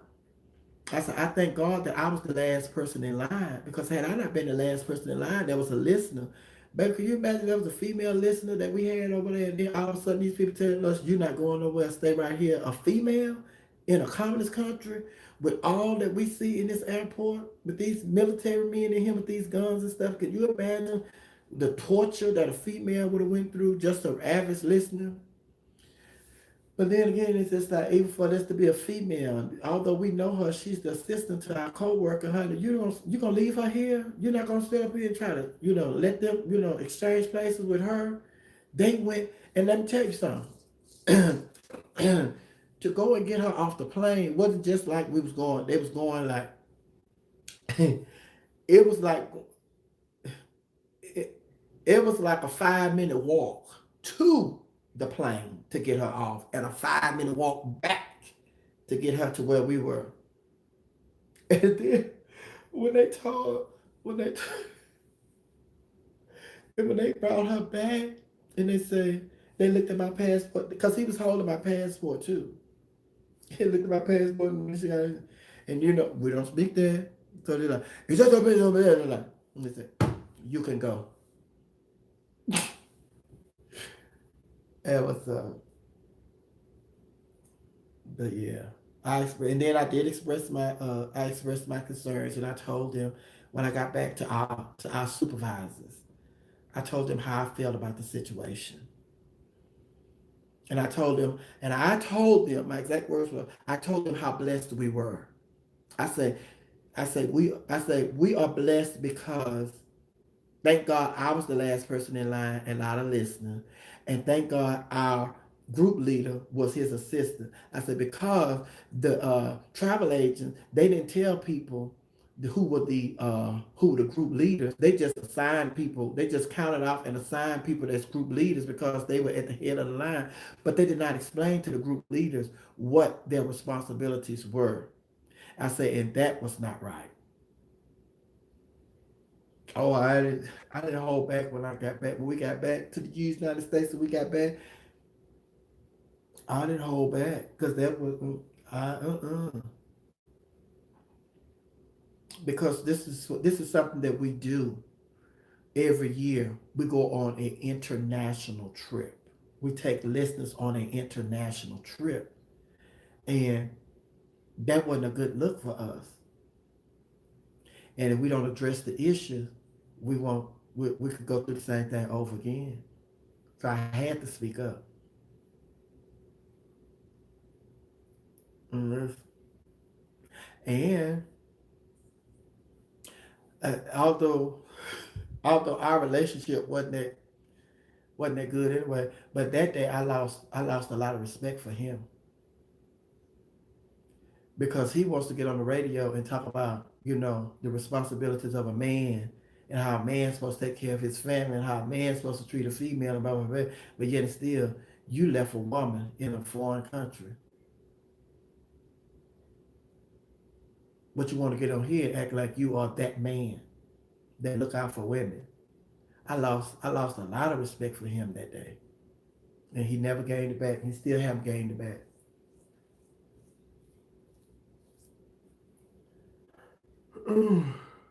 But woe is me, and it's like 3.5 hours later, and I'm still here, and television is updating, and come on, you guys, it's Valentine's Day. I gotta go find me a Valentine. I gotta find me a Valentine. It ain't too late. Ooh, ooh, Jesus. Hey, DD58. Hey, Mr. D. Who else? I saw a lot of people. Hey, Face Writing.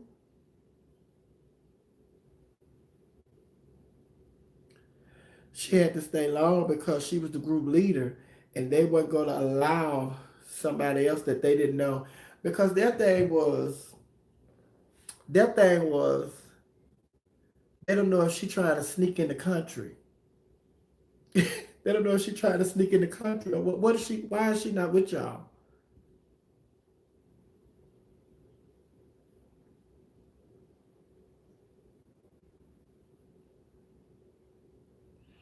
Yes, honey. That was another thing they talked about. Yeah, they talked about when they shut down because of the coronavirus, honey. They was talking about how their pollution had cleared up and everything. And they were saying that it's going to be right back once they open up all of these people going back to work. Yeah, they said they're going to open back up. Yes, honey. Frank left her. Frank left her there, baby. He left her there, honey.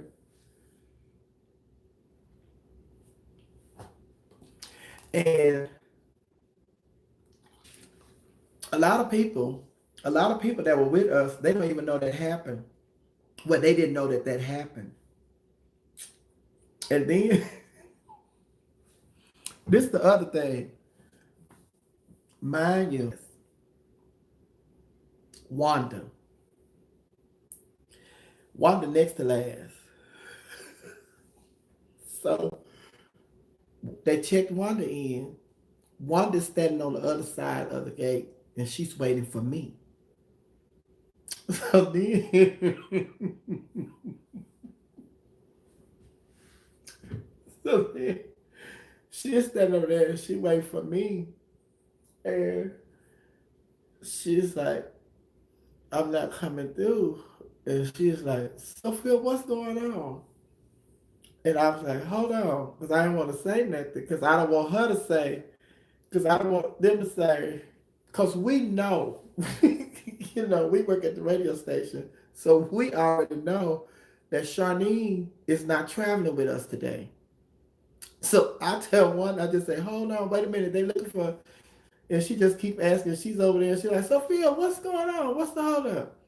So finally, I have to tell her, because they not letting me through, and they holding my passport, and she know that something is going on because they not letting Sophia through, and she's just over there. She's like, it don't take that long. It didn't take that long for nobody. Why are they holding Sophia up? So finally, I have to tell her. I said they are waiting for. I said they looking for Shawnee. They looking for Shawnee. I'm not laughing. I just tell her. I said they are looking for Shawnee. She said, "How?" I said, "They looking for Charlene." They say Charlene is not. That Charlene hadn't checked in. They're looking for Charlene, and they say that they can't let me on until Charlene check in. They get Charlene, and I told them I was the last one. So then the man asked. Then the man asked her, "Do you know what Charlene is?" And she's like, "Oh."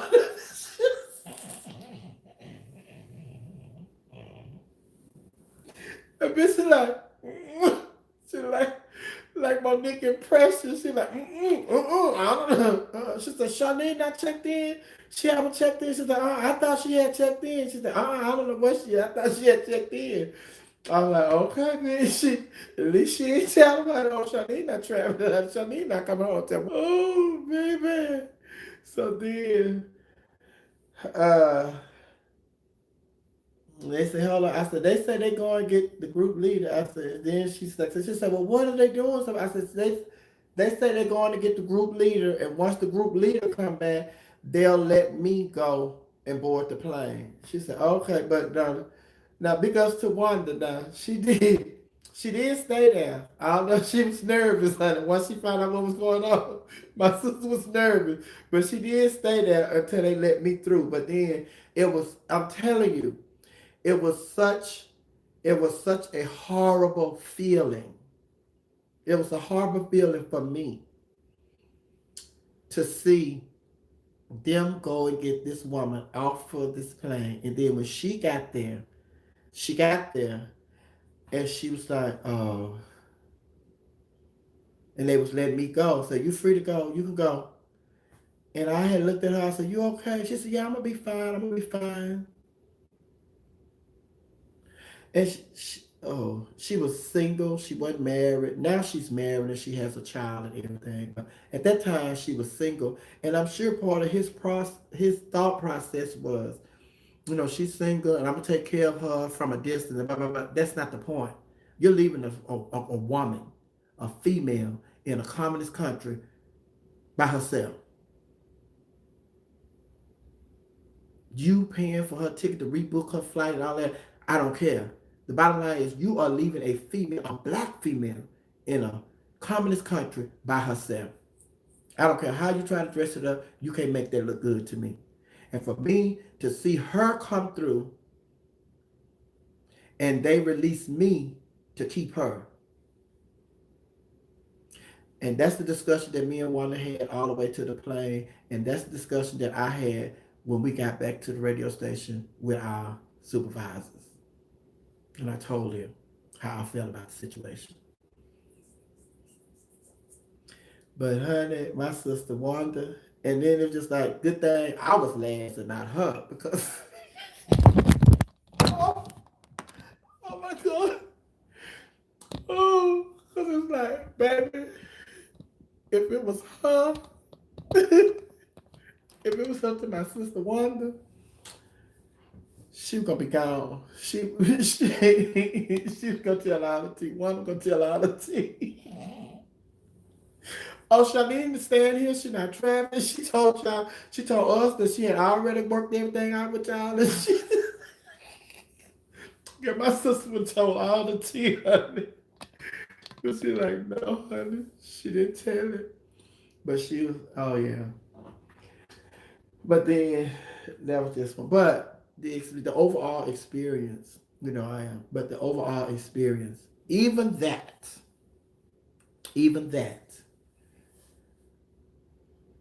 it was an authentic experience. And after everything, after everything that happened, and she made it home, so it was still an experience that I wouldn't trade for the rest of the world. Because it let me know how real it is. And then it's just like I was telling y'all at the beginning, we take for granted, we take for granted, hey, the world, according to Cassie, we take for granted getting on planes, going to cities, going to the baggage claim, going on, doing what we're supposed to do, getting on a plane, come, go, checking the bags and go home, get your stuff and go home. And, it's just a routine. We get into the routine. We get into the routine. But what we take for granted, some people go through hell and high water. People are stealing people's passports, trying to go through airports, passing as them just to get out of these countries. You know what I'm saying? But when we hear these stories, it just goes, in one ear and out the other ear. But then when you think about it, you say, bitch, what do a person have to be going through in order for them to try to pass themselves off as somebody else, or to doctoring somebody else's passport, put their picture in there to get out of this country? We don't think about why would a person put themselves in jeopardy like that. We just take for granted because I'm going to Texas to visit Houston, go to baggage claim, get my bags, whoever picking me up, or if I'm renting a car, what have you, and go on. Do a booking, get my stuff, go to the airport here in Atlanta, check my bags, get up to Virginia, take my bag, go Zakia, pick me up from the airport, no problem. We never we never think about, you know, being held up in the airport because somebody who's on our visa is not showing communist countries, all the stuff that people are going through in Russia, you know, in North Korea, what have you. We do take stuff for granted. And then God has a way of showing us, hey, hey, hey, hey, hey, hold up. And it's just like I say, I that showed me, I learned a lot from that. I learned a lot, the good and from the bad experience. I learned something in the bad experience. It was a teachable moment, and it showed me that, hey, it's Billy Boy TV, and it showed me that um, don't go. If you gonna go, I'm not gonna say not to go visit a communist country, but don't go with your family, just you and your family. You, your mama, dad, your sisters and brothers. Don't do that. Don't go with you and your significant other. It's Valentine's Day. What you go? Oh, me and my husband, we going to Beijing for Valentine's Day. Don't do that. If you're not going in a group of 20, 25 or more, don't do that. Mm-mm. Because, especially not now, especially not now, because so many, so many countries are, because of Donald Trump, so many countries are mad at the United States. So, baby, they'll kidnap, kill y'all, and think nothing of it right about now. So please don't do that.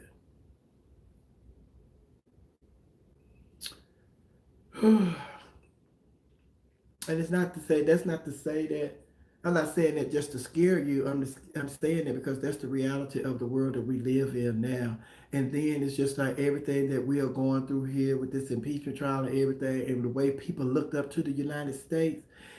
That's part of that's part of what we have to deal with too when it comes to this Donald Trump mess. People laughing at us.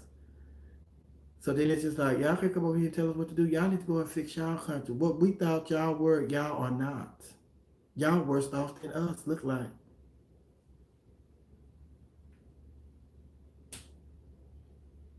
So then we talk about our national security.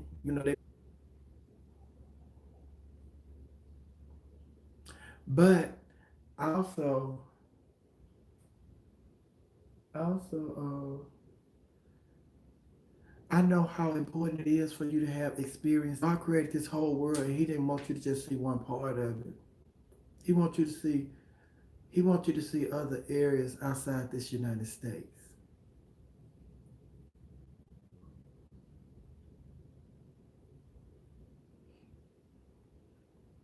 I wish that everybody could travel internationally because it gives you a greater that experience. Like I'm telling y'all about that experience. I don't know about Wanda, and I'm sure if I talk to her name is Janika, the girl who we left over there. Her name is Janika. I'm sure if I talk to her, that experience taught her something in a positive way. That experience taught me something, and not only, and not to pat myself on the back, but it I credit my parents. I credit my parents for the way they raised me, for me to have compassion for a person put in that position. And then it made me question the parenting of the person who was willing to leave a black female in a communist country by herself. Because although they were holding her until they got in contact with Charlene. She and Charlene wasn't together. She don't know where Charlene is. Charlene is somewhere in Beijing with her brother. And she don't even know what's going on at the airport. She don't even know that they had this child at this airport, holding this child at this airport, because she's not flying with us. So we have left this girl over here by herself in a communist country. But it's like,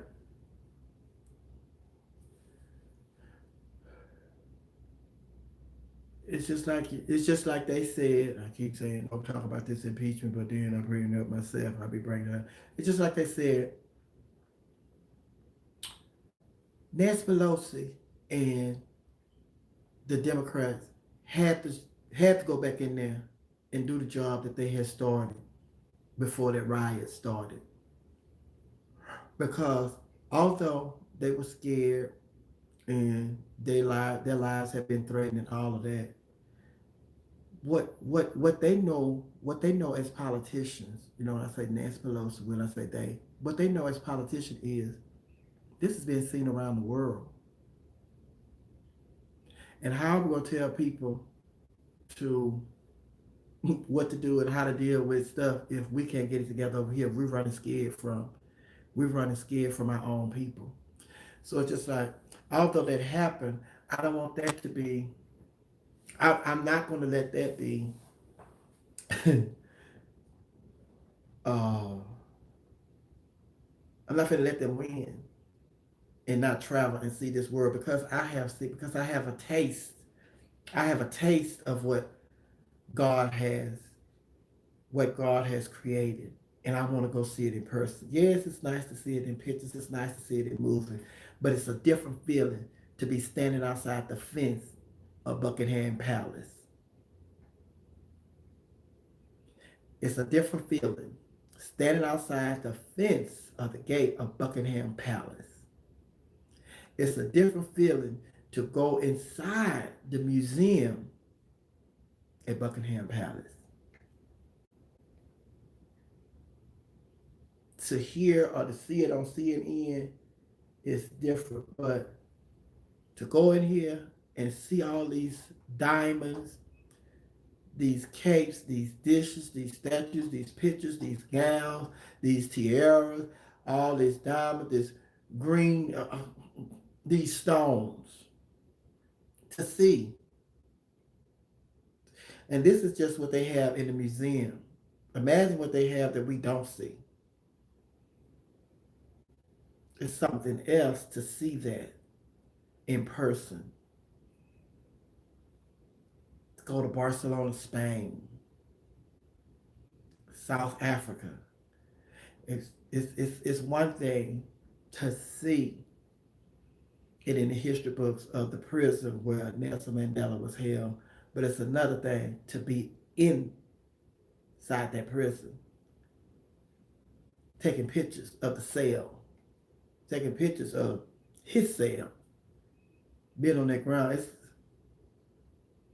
I'm not gonna let them. I'm not gonna let them rob me of those experiences. It's just like to see, you know, standing in Vatican Square.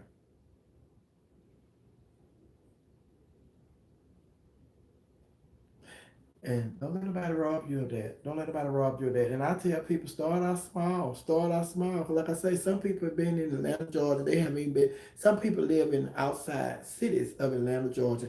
And some of them have never been to downtown Atlanta. They've never been to Atlanta, period.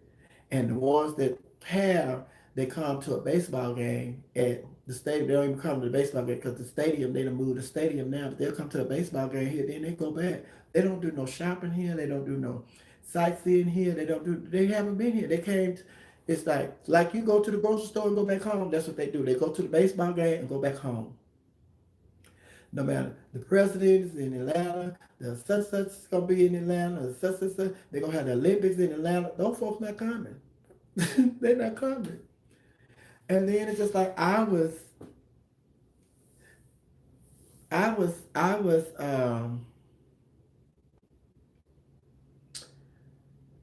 oh, I see Bree posted all my stuff. Bree, I'm with Zelle too now because I'm with Chase Bank. I'm with Zelle, so I have Zelle, and Zelle is connected to my email address. But what was I saying? I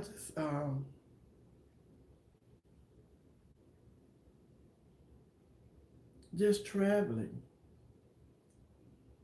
Oh, you have to go. You have to go. You have to go. Like it started out, and this happened. And now that I know, because when I was growing up, Like we would go to family reunion. We would have our family reunion every year. We go to the family reunion on both sides of the family, and then it just so happened that my the family reunion on my dad's side of the family, it was also the same weekend as the church anniversary, which is, and we never see the date. Always say, and this has got me in trouble a lot too. Always say it's the second Sunday in August. The second Sunday in August is our family reunion in the country and the church anniversary. So I take bookings and stuff, and they say, "Where's the booking?" They say it's August the such such such, and I'm like, oh, "Okay." So not knowing that that's the second Sunday in August. This is my family reunion weekend. This is the dad's side of the family church anniversary. And then just like they like, you coming home for the anniversary? You coming home for the family? Oh Lord, I done accepted a gig on that day. Oh, see, cause we say second Sunday in August. We don't say the date. We just know that it's the second Sunday in August.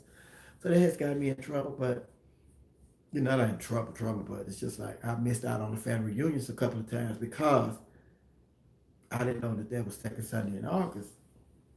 So what I started off when I was a debate. Like when I was a child, we used to always go, at the same time, so we could go on vacation. And we always went on family vacation.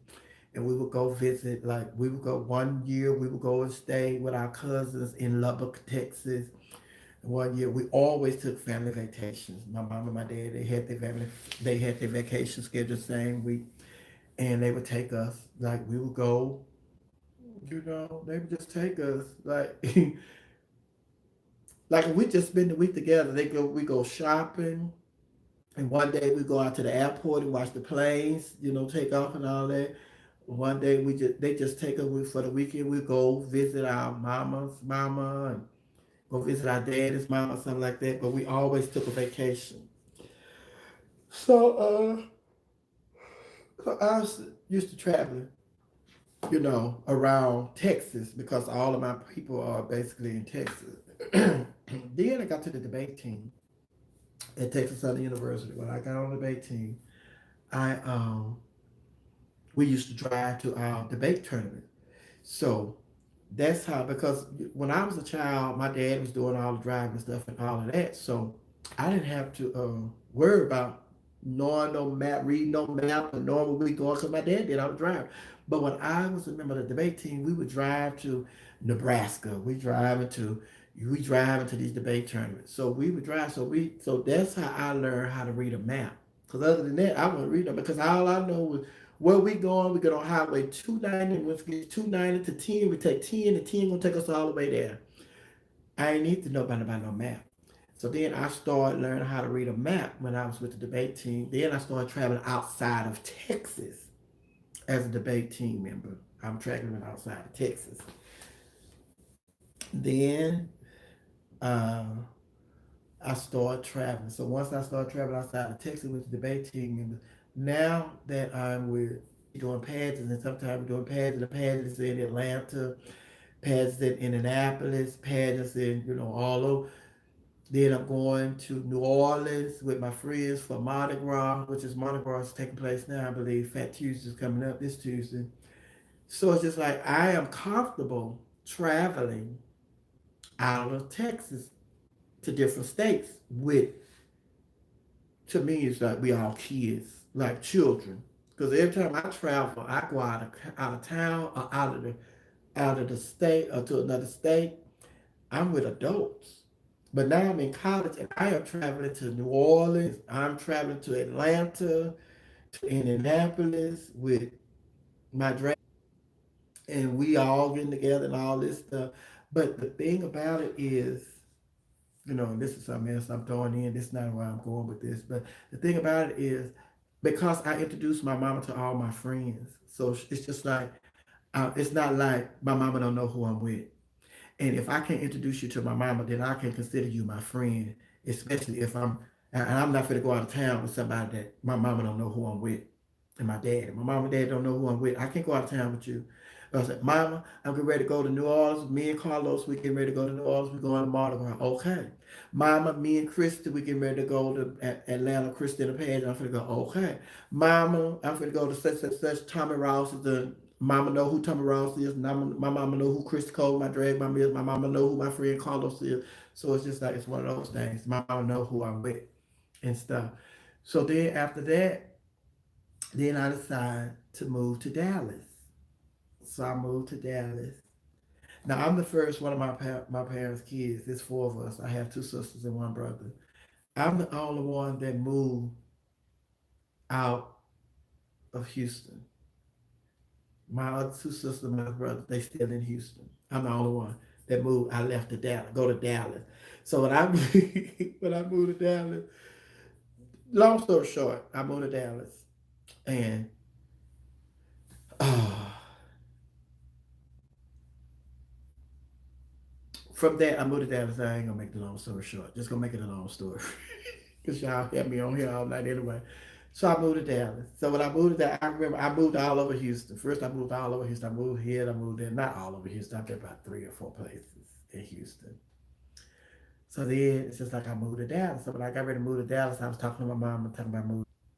And looking back on the situation, the reason I'm sharing this with y'all, because looking back on the situation, it was just like, this is how God planned it. This is how God planned, because He moved me around Houston.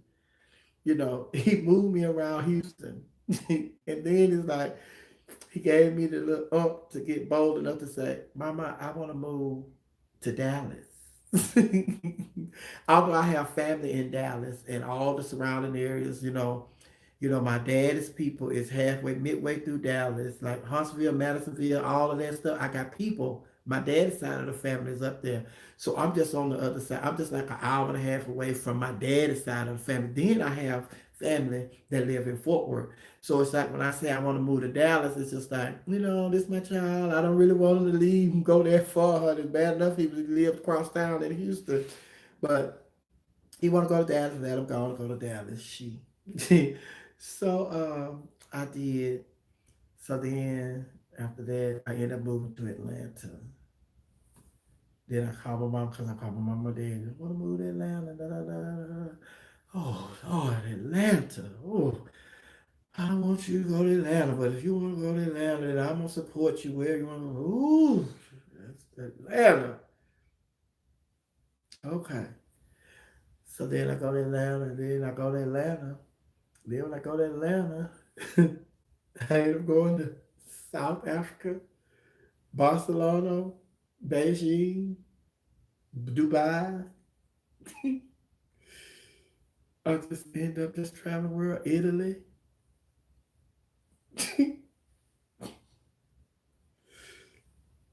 And so, and then and I wanted like my nieces, my nephews, my cousins, my aunties, my uncles, my mama, my daddy.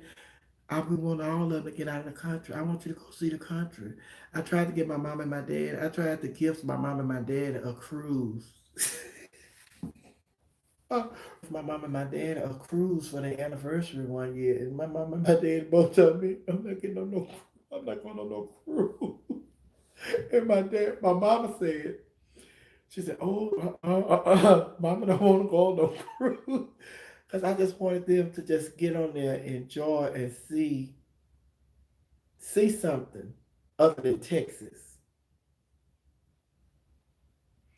But my mama was like, she didn't want to get on no cruise because she didn't want to be sick because she don't know how. She said, mm-mm, mm-mm. But my dad's excuse was, oh, he said, my dad's exact words was, oh, hell no, Jabba.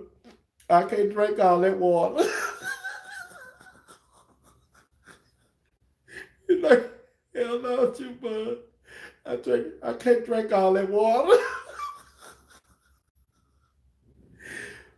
But I wanted to give them a cruise for the anniversary one time. They were like,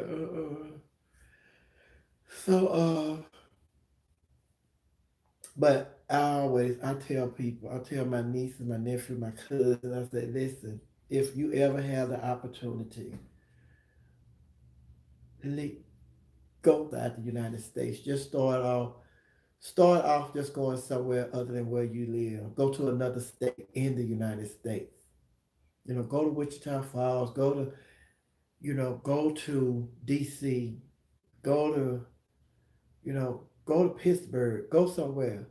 And once you get comfortable doing that, then you'll be like, I want to go see, because I'm telling you, one of the most fulfilling things to me in my life is to see different parts of the world in different countries and how other people are living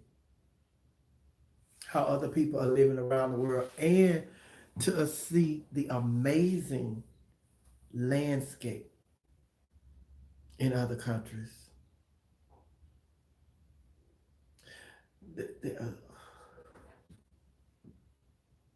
It's just like, and then everybody that's in Houston, let me tell you,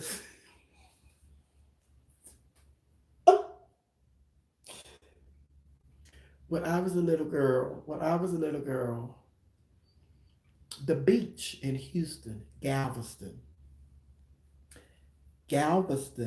Beach in Houston. And our parents used to take us to Galveston too.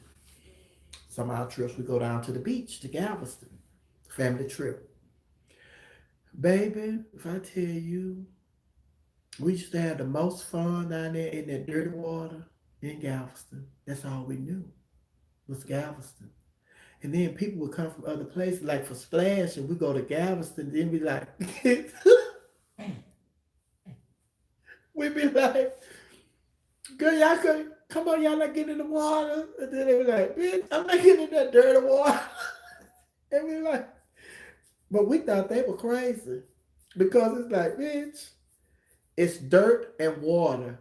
Now, where you gonna go and here's some dirt and some water, and it's gonna be clean? If you mix dirt with water, you're gonna get muddy water. And then when I went,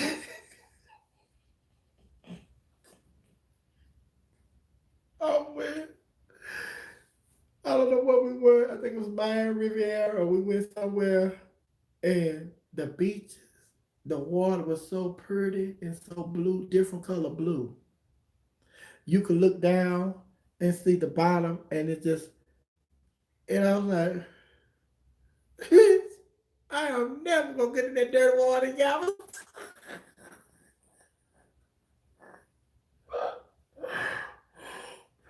So then it's like, the reason the water is so dirty in Galveston is because, hey Queen Honey, blue, because the oil, those oil rigs, the water in the Mississippi River, all that, it's so muddy and dirty. Oh, oil. But when you go to the islands, to Hawaii and Riviera, and go to all these other places, and they have these beaches with this pretty blue water. Even we go to a cruise, we take our cruise and we go to these different, what are these ports we be going to, and we go to beaches and stuff. Like, girl, this water so pretty and blue. Powder blue, baby blue, ocean blue, all blue, just different shades of blue. And it's just like, girl. But just traveling to see the world that God created. Traveling to see the world that God created. It's an amazing experience that I wouldn't give it up for the world. So he started me off by traveling around Houston. Then he, excuse me, gave me the will to go to. I've never been to Hawaii, but I just heard about it and seen the water. But all my friends that go, Chevelle and Tom and everybody that go over there, Mimi Mars, they talk about how beautiful the water is in Hawaii, Waikiki. So I got to get to Hawaii. Paris. We can see the water in Paris, Buckingham Palace and the museum, and some more sites and stuff. Africa, with exchange for the world. I'm trying to get y'all to go to South Africa. I'm supposed to be with the travel agency this coming weekend, next weekend. She's gonna be in she's coming here. I'm meeting with her, talk about our South African trip. Uh hmm yes, baby, because you got and I'm a firm believer. I'm a firm believer that a lot of people that I grew up with in the drag community I'm talking about now, a lot of people in especially in Dallas. I saw this happen to a lot of entertainers in Dallas when I was in Dallas. A lot of my friends, they got strung out on drugs in Dallas. And I do believe that people, you outgrow where you are. You outgrow where you are. Hey, Courtney, uh, I people, because you're in one place, you grow up, people are born, raised, and you born, raised, and live in the same city all your life. You outgrow those cities, I believe. And the reason people get strung out on drugs and different drugs, they start experimenting with different drugs, is because you outgrow the city and then you are looking for different experiences. Because you know everything. You know, how many movies can you go to? How many, this can you go to? How many fireworks? How many can you go to? So it's just like you're looking for some new experiences. And so the new experiences that you have is I'm gonna try drinking. So then it's just like after a while, alcohol becomes like water to you. Hey, Rebel TV. So then you say, I'm gonna start smoking weed. After a while, smoking weed is just like, drinking water to you, it don't do nothing. So then you're like, I'm gonna try cocaine. Then you get strung out on cocaine, then, well, let me try these pills. Well, let me try. So you just experiment with different drugs as opposed to just up and moving out of that city and starting a whole nother experience. You like to do makeup, then move out of town, go get you another job doing makeup. Where the experience that you could have is to experience different types of drugs. And I have seen a lot of people, and especially when I was in Dallas, and I feel like that's why they experiment with drugs because they had outgrew the city. You'd have ran for every pageant in that city. You'd have worked here and there, and then it's just like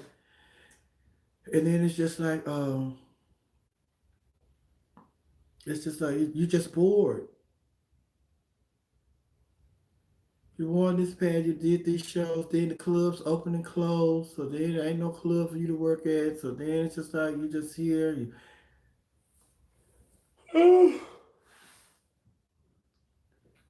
And one thing, and let me tell you something. You you you got all this. You don't have a job because the club you was working at they closed. Then the pad and you ain't want no pad. You ain't got no money to enter no pads and all that. But the one thing that a person will give you and share with you are drugs. People will share weed with you. They will share cocaine with you. They will share, but they won't give you nothing to go pay your rent. They won't give you nothing to help you keep your lights on. They won't give you nothing to do, but they will share drugs with you. And then you get hooked on them drugs, and you already can't afford to pay your rent. You already can't afford to pay your light bill, your water bill. Then they got you hooked on drugs. So now not only can you not afford your rent, you done took the rent money and bought drugs.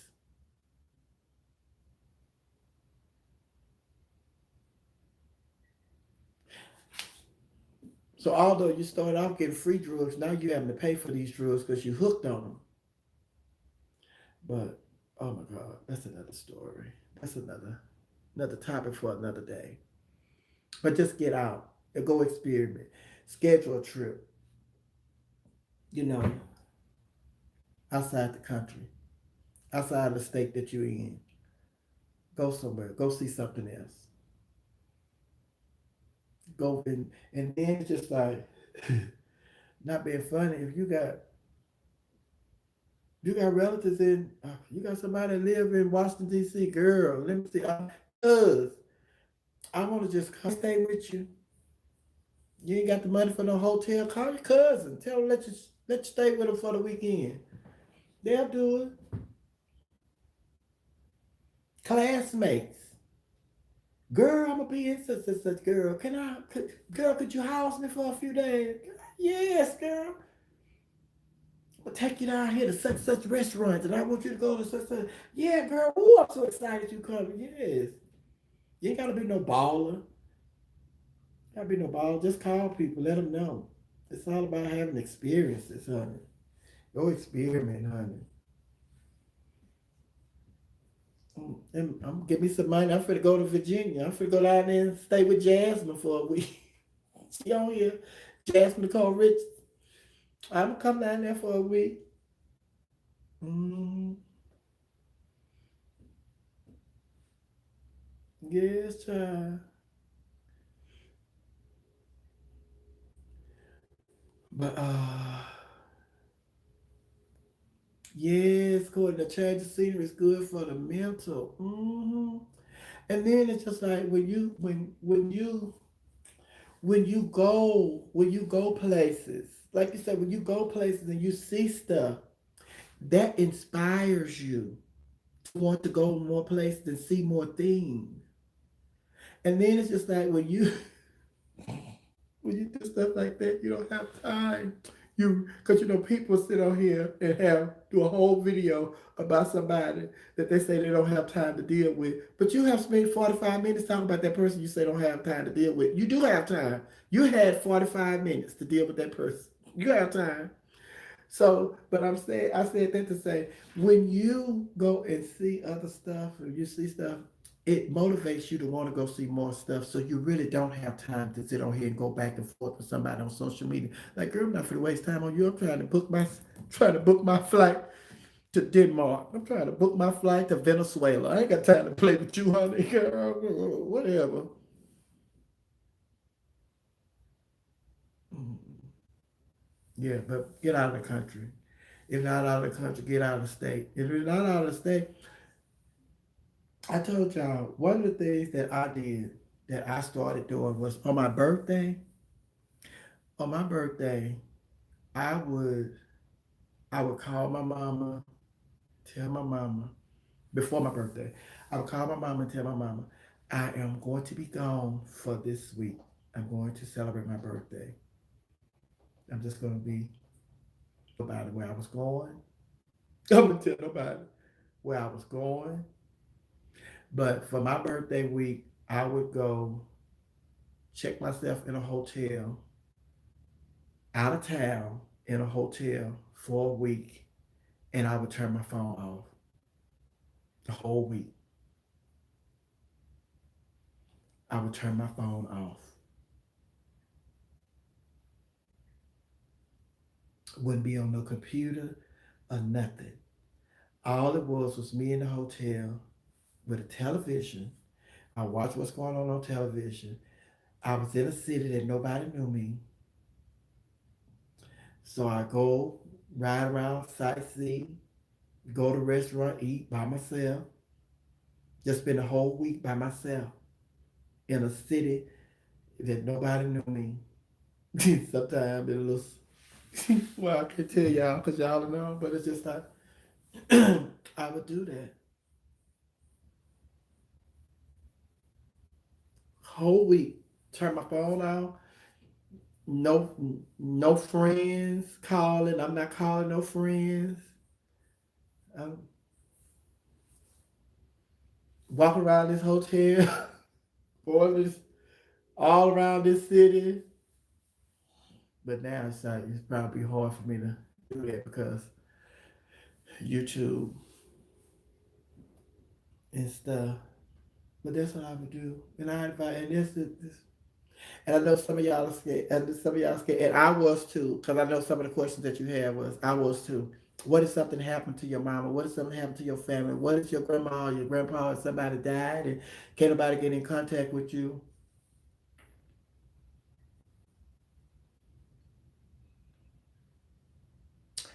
And this may sound harsh. This may sound harsh, but I did pray that nothing like that happened, first of all. Pray that nothing like that happened, first of all. But if somebody died in the black community, it's going to be a week before we bury them.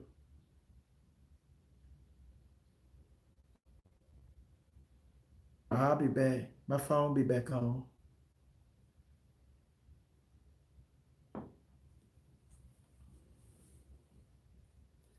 Somebody gets sick in the hospital and all that. I can't do nothing but pray anyway.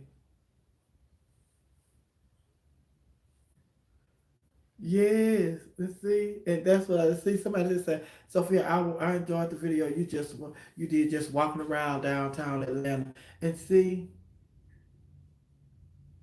and that's what I would do. Go sightsee and all that, take pictures, but I wouldn't post nothing. I wouldn't post nothing until I was back at home.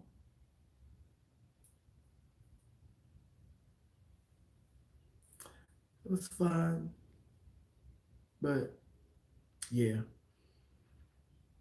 but right now y'all too. My lips just dry. Travel, go out of town, go across town, go check yourself in a hotel, and just be with you. Just go be with you. You don't have to do it for a whole week. You can do it for a weekend. If a week is too much, you just do a weekend, then add a couple of days to it every time you do it. You didn't go out of town, baby. Go to somebody. Hey, hey. Mm, mm, mm. Baby. We stayed in Dubai. I was going back to Dubai. We stayed in Dubai. And this is the pictures that Facebook has been showing me lately. It's like they say 11 years ago you were in Dubai. This is where you were. And let me tell you how stupid the hotel was we stayed in Dubai. The hotel that we stayed in Dubai, it was connected to a mall. The mall and the hotel housed a full ski resort inside the mall.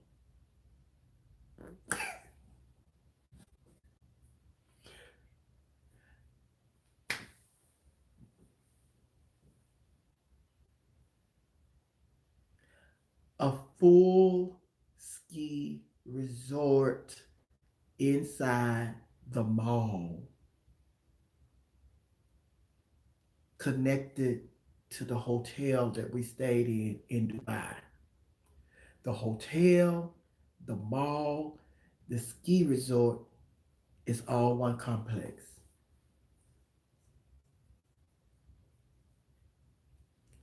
The hotel, the mall, the ski resort, all one complex. I know y'all saying how they got a ski resort in a mall. And it's just like wherever y'all go to ski in the United States, wherever y'all go to ski in the United States, they had that in a mall, connected to a mall. People were at a restaurant. You are in the restaurant and you're looking at people, the glass. You see people in the ski resort. And I'm gonna have to post. I'm gonna have to post those pictures because they on my Facebook. And then it's just like when those pictures come up, it's just like, oh, child, there's too many. Like, and during that time, that was the time. That was the time.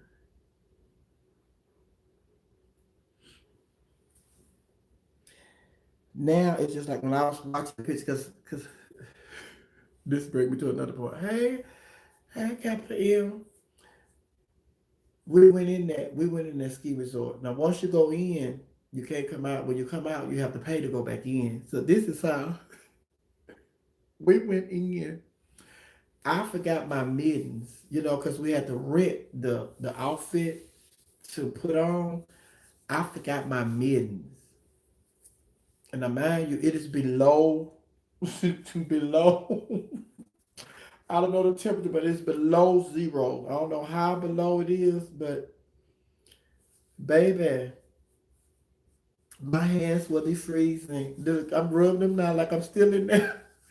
I had left my gloves, my mittens that go with my little outfit, but I wouldn't exchange that experience for the world. And to see that, and then it's just like, so I know y'all saying, so to explain it to y'all, because I know y'all saying, how you get a ski resort inside a mall?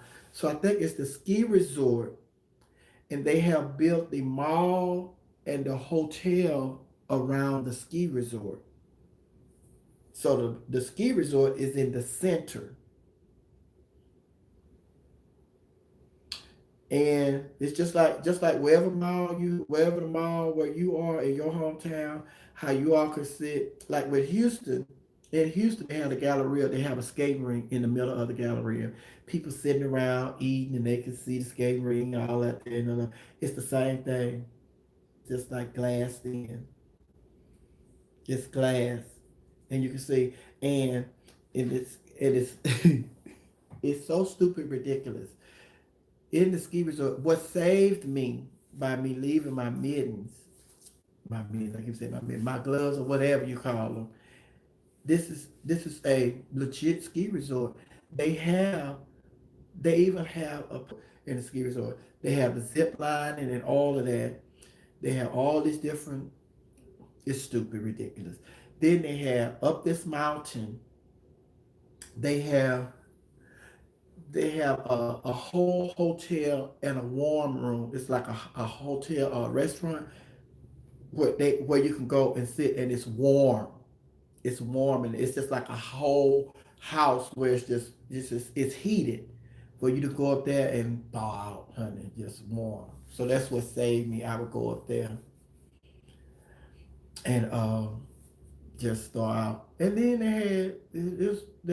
they got the thing where they take you up to the ski resort. They take you all the way up, and then y'all just they drop you off. You know how you go, you ski downhill skiing and slope and all that. Yeah, they take you out. They had the thing to take you all the way up there, and then you just the ski all the way down, just like at the Olympics when they racing the ski and all that. It was just that big. It's just that big. It was an actual resort. It was not something. It was the actual side of a ski resort. It's a ski resort. And then to stay there, and then the hotel was connected to it. It was just stupid. Do you, baby? Nah, I don't ski. This unit need impeachment.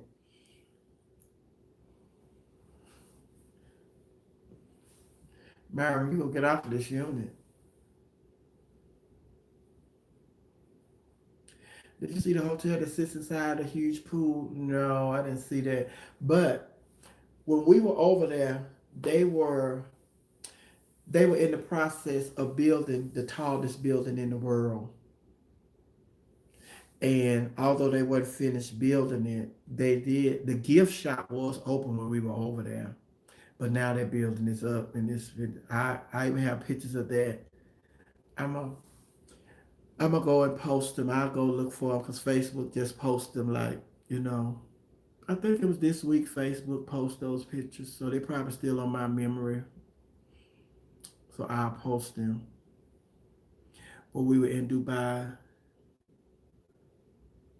oh, that was so nice. Myra, I had left this up because she was getting on my nerves, so I had really took it off. I had really took her off. But you coming in here. Well, it's Valentine's Day. Go buy me a unit. Send me cash at me so I can go buy me a new unit, Myra. That's what you do. Cash at me so I can go buy me a new unit. Since you having so many problems with this. But yes, honey. Happy Valentine's Day, everybody that came in here late. No, I didn't ski, honey. I don't know nothing about no skiing. I was just getting up on that thing riding. Because they had like the little, like the, how they get the little things and they take you up to the top of the ski. I was just riding up there and riding back down. I wasn't getting off to go skiing. You getting off? Take me back down. I'm not finna ski down here, baby. I ain't putting no skis on. No, ma'am. No, ma'am, honey. And then the reason people like to go to Dubai every 10 years, because they say life expectancy of a building in Dubai is 12 years. So every year they are tearing down buildings that are 12 years old and rebuilding. So the skyline over there, it changes. The skyline, so people go over there to see the new buildings. And then it's when we were over there was a lot of cranes on buildings that they started building and stuff, and nobody was working. Like we there for a week and this stuff. Like nobody working on these buildings, these cranes just over here at these buildings. What are workers? What are workers? And they said, oh, they ran out of money. Say how? Dubai is one of the richest countries in the world. What you mean they ran out of money? Oh, they don't spend their money.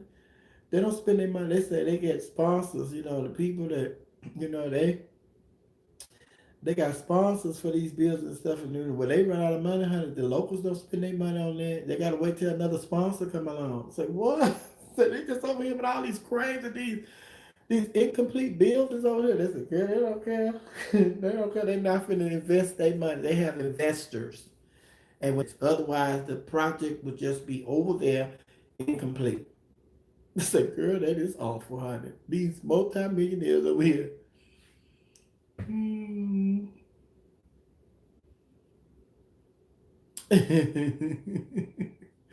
Look, Mom, I don't know who need to hear this, but sex is not a Valentine's Day. Oh, this is a good Valentine's Day. To you, it's not. Oh, it's not a Valentine's Day gift to you. Now, you're not going to take these people down Valentine's Day gift away from Myron. Get out of here with all that. Maybe. Oh, oh, mm-mm. Bree said she can't stay on the plane more than 20 hours. See, hey, that's how they do me. She said, girl, you said goodbye an hour ago. That's how they do. Oh, all right, I'm gone. Bye, y'all. Happy Valentine's Day. I'm gonna go for real, honey. It is the daylight. It is daylight. What time is it? What time is it? Child, time me to go to brunch at a while. I gotta go. I gotta go. I gotta go, honey. It's time for brunch in a minute. I gotta go, y'all. This is a 4.5 hour video. I gotta go. I gotta go. I gotta go. I love y'all. God bless y'all. Bye bye.